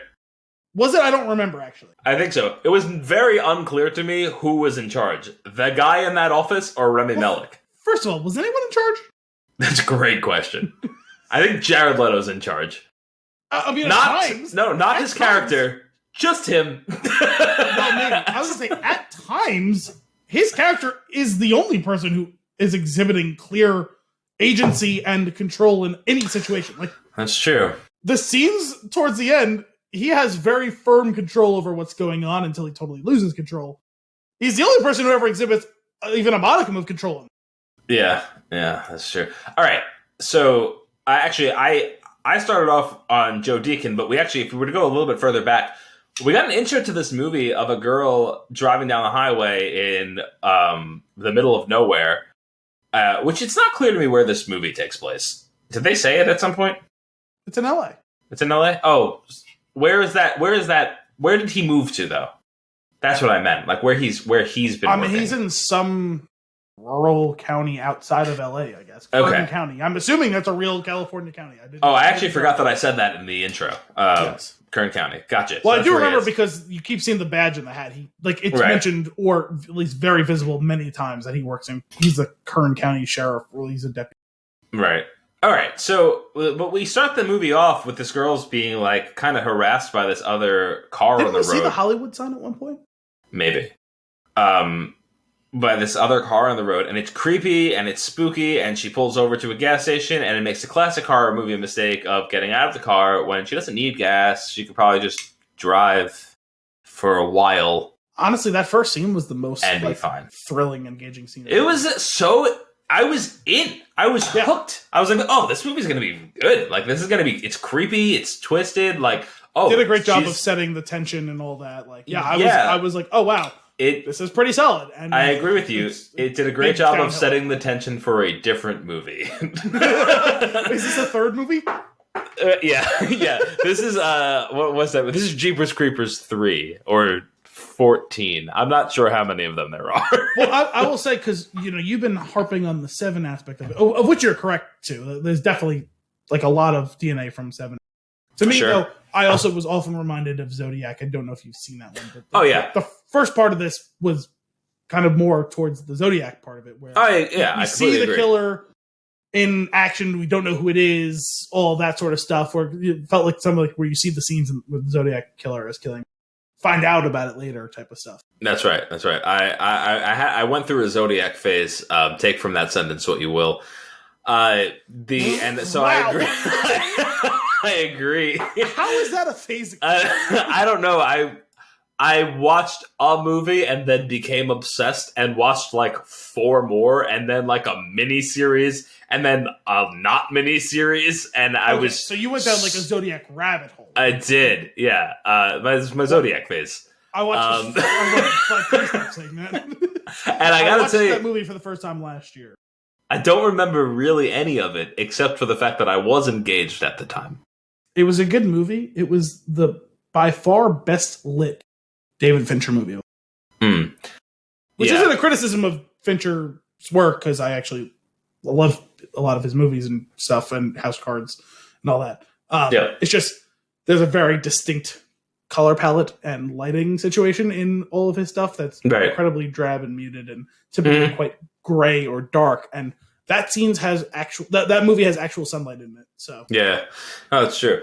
But yeah, you're right. It definitely it had some of those characteristics. It made me interested. I was excited. I think it took me a while to realize that I wasn't excited into this movie, where I was like, I'm not actually sure if I'm still on board with this. And then when by the end, I was like, oh no, I'm not on board with this. You know what it is like, I'm going to call it about 15 minutes after they investigate that crime scene in the apartment.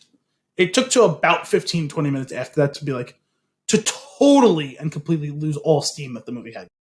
Yeah, no, that's absolutely true. I will say when we get when Joe's moving into town and people are starting to give him the side eye, I'm like, oh, all right. Like I'm also on board for layering on top of this Zodiac killer this mystery about this cop and something that happened with him. I like that idea. I like having to piece the mystery together. The way that like they pay all of that off and choose to tell that story, horrendous. Oh, it's horrible. The writer quit. Did the writer quit? Did the Netflix algorithm finish this movie? Because again, there are kernels of what could have been a compelling story there that they just totally flubbed. It was like a mentor-mentee situation where like a really solid screenwriter was writing the start and handing it off, and they would finish it, and they were like, not quite. Let me introduce something else and see what you got here. No, didn't quite get there either. You know what this movie kind of felt like? If you blew it up into a more macro version, it felt kind of like a bad movie. Where Game of Thrones goes in its latter seasons. Oh, wow. Okay. Yeah, no, you're 100% right. Right, because think about it. They have really close hands-on involvement of George R. R. Martin through the first 4 seasons, and then he starts to kind of back away and then disappear entirely. Mm-hmm. And they're built on a really solid foundation, but they kind of don't know how to build the house. Yep. From a certain point, and like that's what it felt like. Where it's like there's a foundation here where there could have been a good movie, and there's entire sections of it that just feel like, we don't really know what we're doing. We're just going to try our best. Yeah, no, I think you're onto something. That's actually like exactly what it is. That's 100% what's happening here. Because the storyline with Deacon takes me in such a place that towards the end of the movie, I forget exactly at what point I was thinking this pretty strongly, but it was within the last 20 or 30 minutes of the movie. I honestly wondered whether he was the killer, because that would have been cool. Oh, 100%. I'm totally on board with that. That's where they were leading us. I actually early on I was thinking that that's what the tension is that they never caught the guy, but some people have reason to believe that it was him, but he got off because of some technicality. That's what I thought it was going to as well. So like, I'm with you on that. Yeah, and like it popped up like in my head occasionally throughout the course of the movie. Like, are we going to get one of those situations where we keep seeing it through his eyes, but maybe he's got a split personality or something like that and doesn't know he's doing it, or he finds ways to convince himself, tell himself that he didn't do it, but he is doing it, and all that sort of stuff. Because like towards the end, when we get closer to the fact that he ends up killing the girl, like and then we see that, right? I'm like, oh, did this motherfucker act like he fucked up and killed this girl, but really it was killing a witness type of deal, and it's gonna close the loop so no one can track down and prove that it was him, and like the final scene is gonna be either like Rami Malek finds out and like he kills him, or he like one of them kills each other, you know what I mean, and or like, you know, maybe Denzel gets away with it, and like or we walk off with one of those shots where like the camera zoomed in on him and it's like, oh fuck, maybe it was him the whole time and no one quite figures it. Or maybe someone is on to him and like that doesn't get answered at the end of this movie. No. You have to imagine that somebody reading the script like gave that feedback and was like, oh, what about this? And then the person was like, or no resolution. Because he shows up to Rami Malek like digging up the holes, right? And I'm like, yeah. Oh, is he going to kill him and put him in one of those holes and like close loop? Yeah. Nope. Yeah, I actually, part of me played with the idea of, this is what I was getting bored of, like, what if there's like a cool scenario where it's actually Rami Malek's character? Like, where he is actually concerned that this cop that is very good, who got close once before, is back and needs to make sure that he's not in the way. That's also a cool story.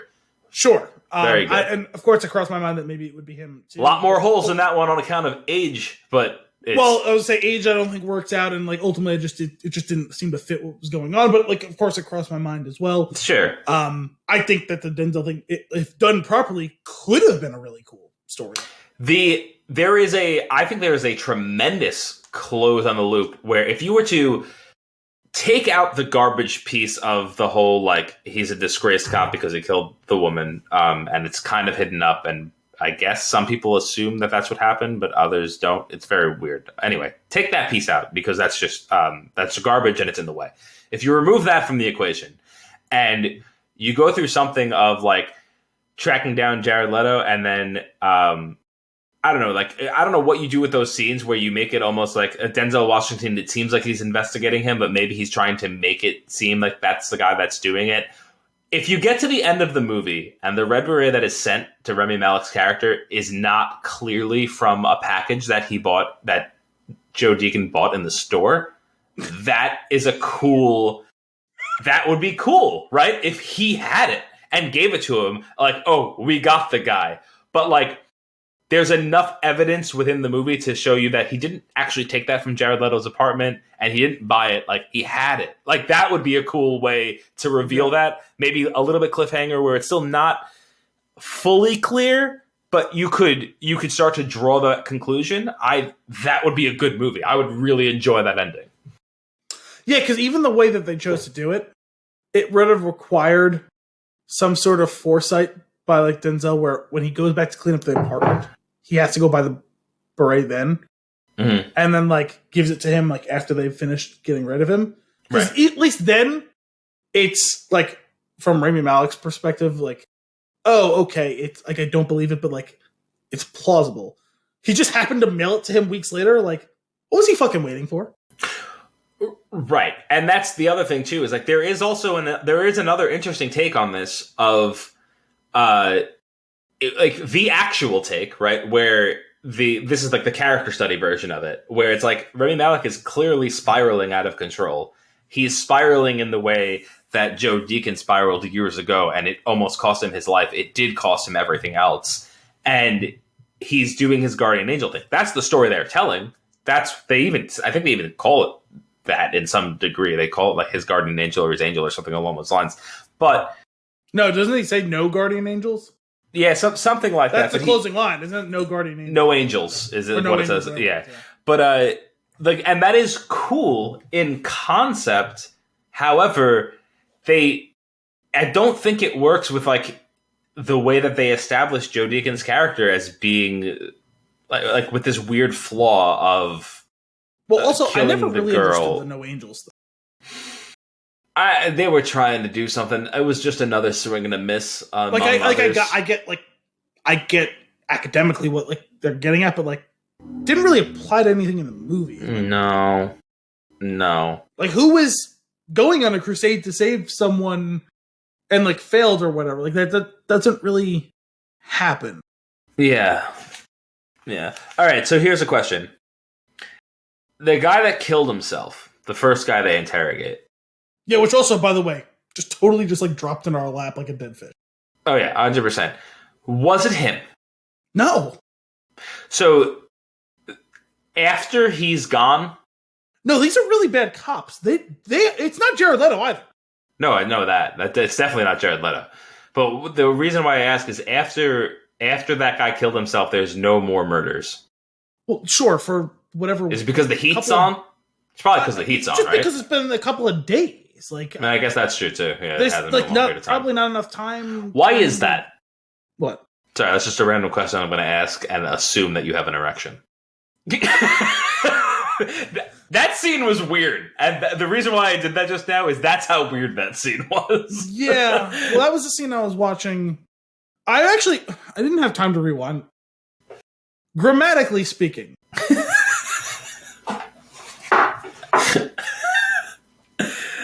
Why is that? What specifically was that directed to or towards? His penis. But why? Because he had an erection while he was looking at the photos, imagining the kill.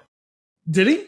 That's the conclusion I made of piecing together that conversation and how it played out. Yes. Well, that's my point, though, is like, when he says, why is that? Like, what prompted it? He saw it. The erection? Okay, here's the thing. Yes, he saw the erection. Here's the thing. This is the very weird... This is the only reason why I've come to this conclusion. Why did he have the table turned? Did we see the erection? No. It's an R-rated movie and we did not see it. I'm not saying that I wanted to, but I'm saying that they should have to clear up that scene. However, Denzel saw it. And But when he asked that question... Yes. He's already in the room. Yes. So the table being turned has nothing... It does. His angle is because he's looking at him from the side. He's able to see him. Is he? He is. Are you sure? That's the only thing. The only reason why I could think the table was turned. Because the turning of the table, if he was still behind the two-way mirror, he would have been able to see it. Yeah. Where he's standing by the door... That's right. How would he see it from there? He's not standing by the door. He's standing by the mirror. He comes in and he's standing by the mirror. He's not directly next to the door, but he's along that wall. No. He's basically has the same point of view as he would have had if he was behind the mirror when he says that line. I guess I'd have to rewatch it again. No, don't rewatch it. It's not worth your time. Well, it was very confusing. Like, I was afraid that I fell asleep again while watching it, while looking at you also sitting at the camera there. Like, yeah. I was like, why is what exactly? I was like, what is he asking him exactly?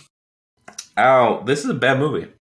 Yeah, I'm starting to get slightly more irritated, actually, the more we talk about it. Yep.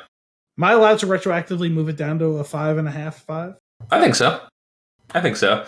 No, it's going to feel disingenuous, though, because it's going to be...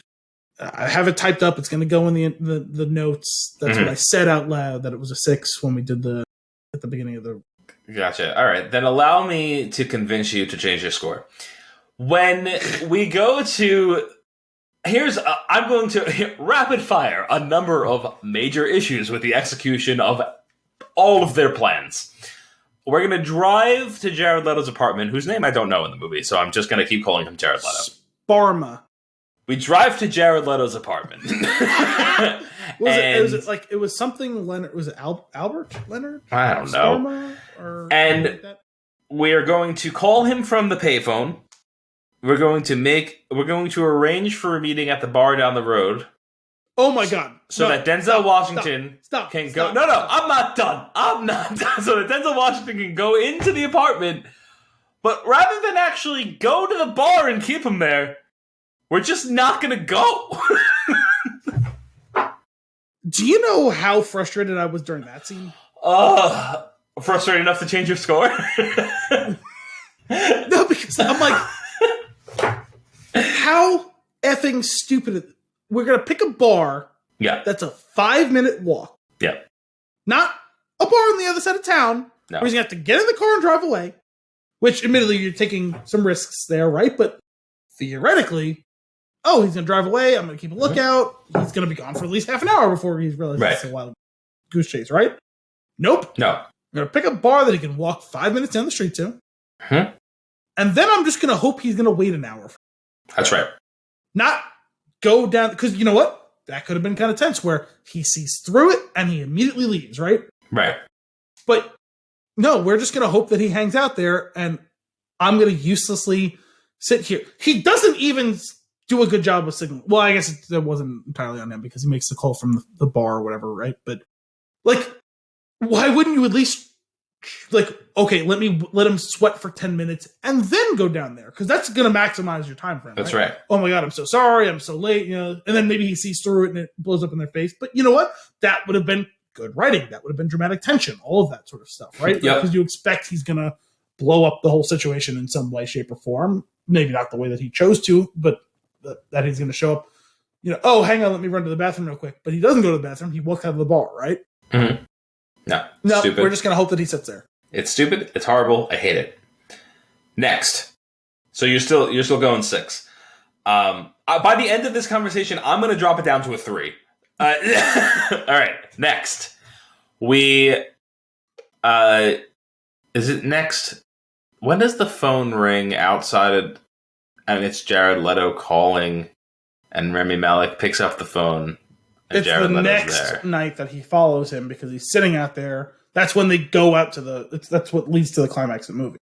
Right. That phone call leads to them leaving.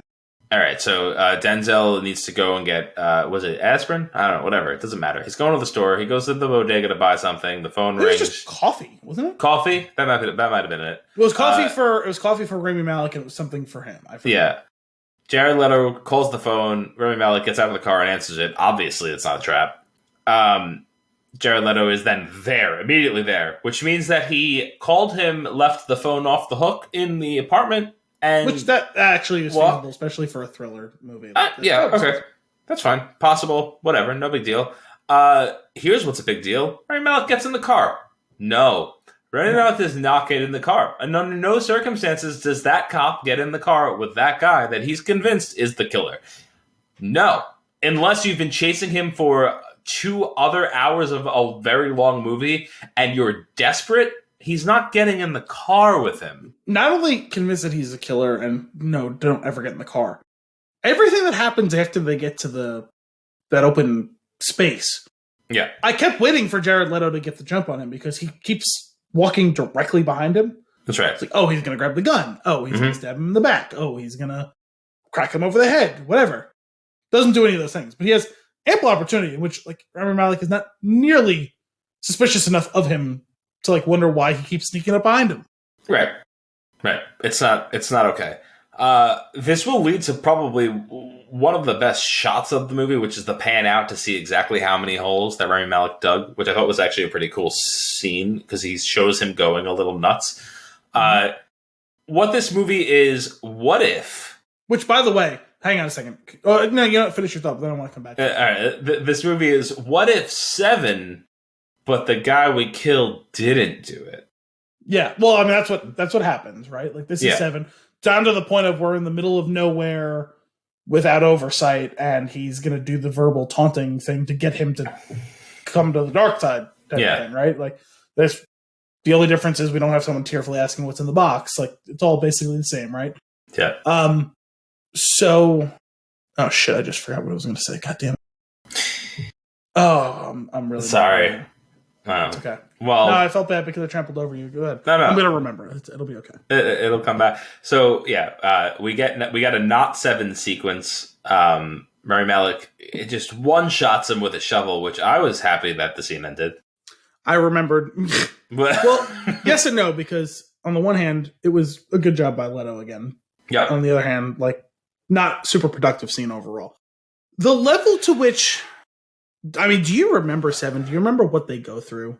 The amount of time, the amount of gruesome death, the amount of like games that they fail at that he keeps winning. Vaguely, but yes, I remember it being intense and stressful and feeling like we're never going to get there, and that being a good execution of a movie and a script. This hotshot detective, he cracks after what? Failing for 4 days after one murder? 4 days, 40 minutes. Really depends on your perspective. Sure. I mean, don't get me wrong. I understand that there were previous murders that we heard about in a monologue early on in the movie. Yeah. Well, this is the half-assed character study thing, where it's like a cop that is at the end of his rope because he can't solve the case, and he's feeling very attached to it and feeling very responsible for it. That's a great story too, but you didn't do it. We don't see that. You didn't tell us that story. We didn't see that. Like you told me that's kind of what's going on, but like you don't see it wearing on him at the beginning of the movie. Like he still seems like a cocky hotshot. Yes. And then he just almost like snaps his fingers and all of a sudden he's a world-weary, jaded... I mean, was it, I guess, just proximity to Denzel Washington jades him? Like maybe. Is it just how smarmy and ridiculous and cocky that Jared Leto is? Is it the erection? Is it the necrophilia erection? Is that what it is? It's the erection, for sure. The Phantom when erection. In doubt, it's the erection. Like, what exactly sends him over the edge that 4 days of, I think this is it? Like, do you know how many people, like, how many cops, detectives, whatever, like you want to say, have hunted down, not even just serial killers, just murderers, whatever, or, you know, pick your terrible crime, right? Mm-hmm.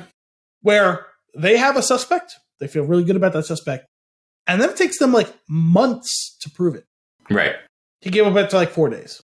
Yeah, he does. And he's, like, not the 55-year-old cop who's 4 days from retirement. He's, like, a hotshot on the climb, 30-something detective. The thing is, they need to show more of the struggle of the people that have been killed and trying to solve it, and the shortcomings of the investigation. They need to show all of that for that story to actually be there, and it's not there. They didn't give you that story. That's not what they were doing. Remember how Zodiac takes place over the course of like 10 years? Yeah. That's not here. This is 2 minutes. We know that there have been murders before the movie starts, and then we see like 5 separate murders across like 10 years. How about this? We get the girl comes into the police station that was being chased in the opening of the movie, and the only reason that she comes into the police station is because one of the writers was like, "Oop, forgot that loose end. Let's tie this up so that whatever she says doesn't matter." That's what that scene was. Admittedly, that like when she's looking through the pictures is kind of when I like woke up and like from then on I remember the movie. Mm-hmm. Why did they not take her? Because she went to the bathroom. She ties her shoe and she sees him. And she sees him. Okay. And she sees him in handcuffs and made that connection with a bias. Yeah, I still don't think that's how that works. I mean, I don't think that's how that works either. That is how you write out a bit that you wrote into the beginning of the movie, and we're like, oh, we have nowhere to go with this, and then they just get rid of it. Was this one of those movies where they had a really cool idea for a scene, and then they tried to make a movie around it? I think so. It definitely seems like they were trying to, what they really, really wanted to do was leave it in a level of open-endedness where you feel that it could have been Jared Leto, but he does such a good job at playing the character that he's supposed to be playing that you know that he's not. Like, he did it so well that you as the viewer are convinced it's not him.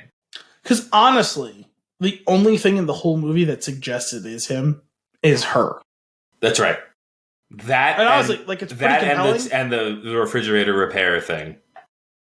Yeah, I guess so. Those two things. That was the other thing. Like, that was there. Like, you could have built on that just ever so slightly. Like a total non sequitur too. Like, ultimately, like, it feels like a non sequitur. The whole repair thing. It really didn't have anything to do with it. No, it didn't. It had no bearing on the entire story. Other than to again have another cool scene where he's talking to the guy or whatever, and then like he walks away and you see like the curtain flutter and he's like, again, it just feels like I have an idea for a couple of cool scenes. Let's make a movie.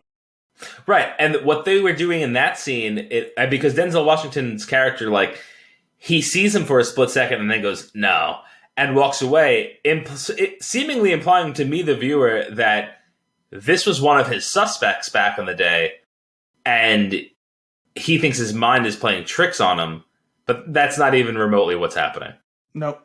Again, that could have been cool too. Which also, like, because that is what this is, right? Like, it's supposed to be the same killer, right? Yes? I think. It's a question mark. And, because again, like, it would have made more sense if, like, Rami Malek was in charge the whole time. But no, he's just been in charge for the last, like, couple of years. I guess since this new wave of them has sprung up. I mean, are we down to a 5 at least yet? Probably. I don't know. These are things that I would feel more conviction of if I hadn't been dozing some during this movie. Sure. I watched it on Friday. Yeah, but you dozing during this movie, I'm going to go out on a limb. I'm going to say it's not your fault. No, it's not entirely my fault. It's not entirely the movie's fault either, but it's at least some of the movie's fault. It's mostly the movie's fault. I was pretty tired. Okay. But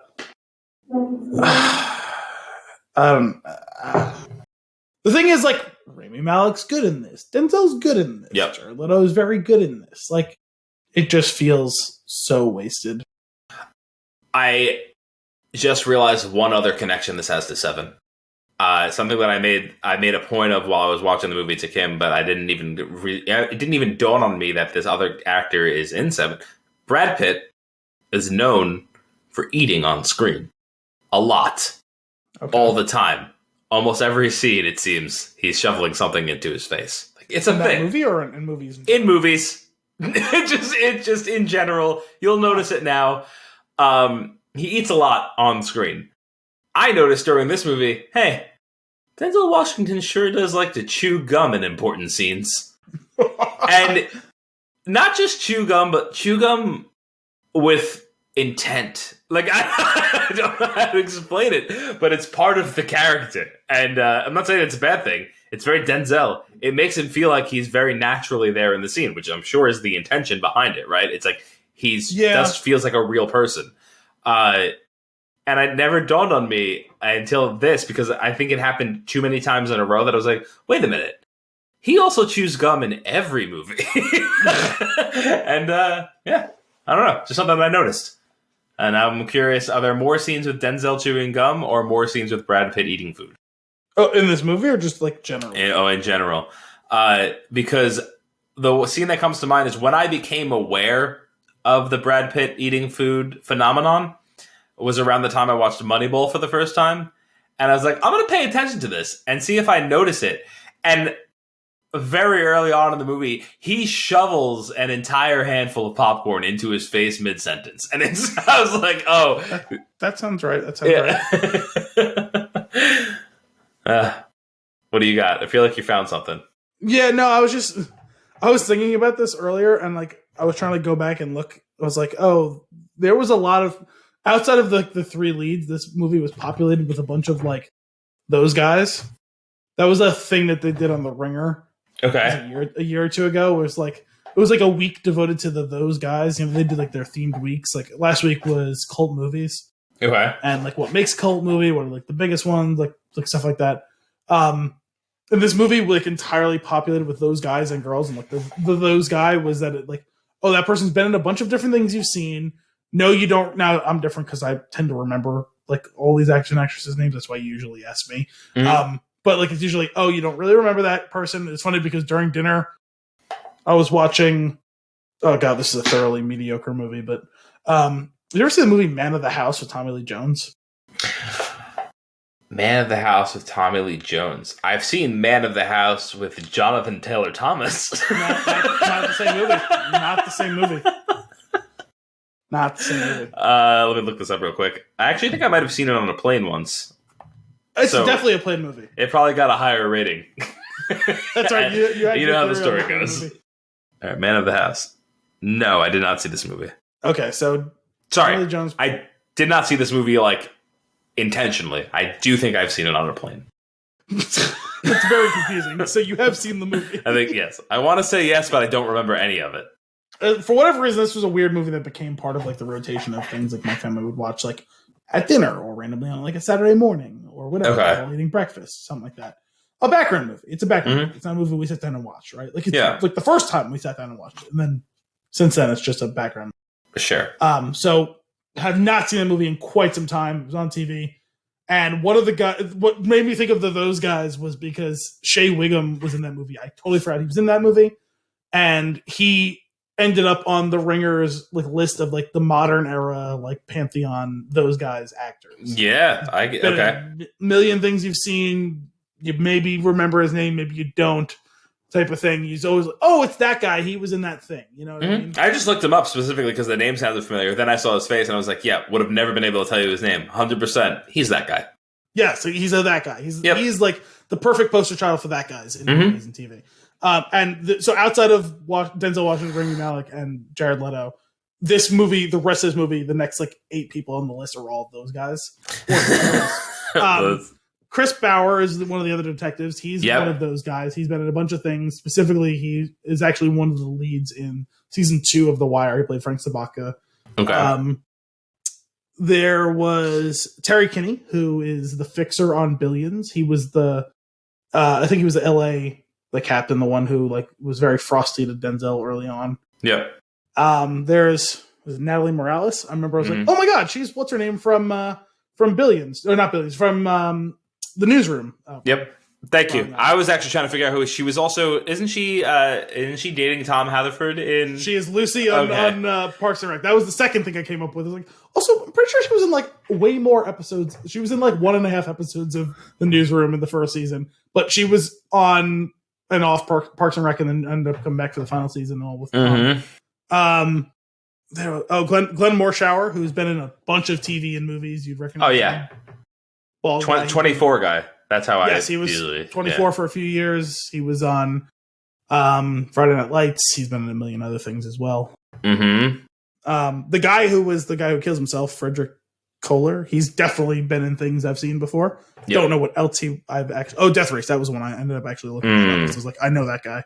He was Ian McShane's right hand man in Death Race. I thought there was one other person that was like the woman that is that works the morgue. She was. I feel like she's been in stuff before, but I couldn't place her. Let's see. What else was she in? She was in Nightcrawler. I didn't see that. I did.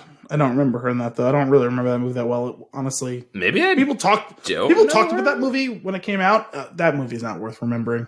I wanted to watch it, but I haven't. It was a pretty solid performance by Jake Gyllenhaal, but ultimately it's not. Okay. Good to know. All right, we'll pass then. Thank you. It's fine. Like, it was an interesting watch, but it's not particularly good. It's kind of similar to this in a lot of ways. It's fine. Yes. A ringing endorsement. No. It was just yeah. Ugh. This movie's a 4 at best. I'm going down. You're going down too? I'll leave it at 5 simply because at some point or another this movie does earn a point specifically for performances, and yes. I think that's what the 5 actually comes in. The thing is, I would hate this movie if not for the 3 leads. Yeah, that's absolutely true. Not that it's even like Malik's like strongest work, because he's tremendous on Mr. Robot. And I still haven't seen what's it called, the movie where he plays Freddie Mercury, which the name is escaping me. Bohemian Rhapsody. Yes, that one. He's tremendous in Mr. Robot. I think he is a very good actor. He was very good in this too. Again, it's just the writing. It was rough. Do you have anything else? I'm done with this movie. I don't ever want to talk about this movie again. That's how I feel. All right. Well, that's all for this week's episode of Flix and a Six. We hope you enjoyed it. As always, if you have a movie for us to review or nuggets for us to discuss, you can send those requests to flixandaSix@thespintune.com or tweet us at thespintune. Tune in next week for more movie and beer goodness. Until then, I'm Anthony Costanzo. I'm Al Biolsi. Thanks for coming out.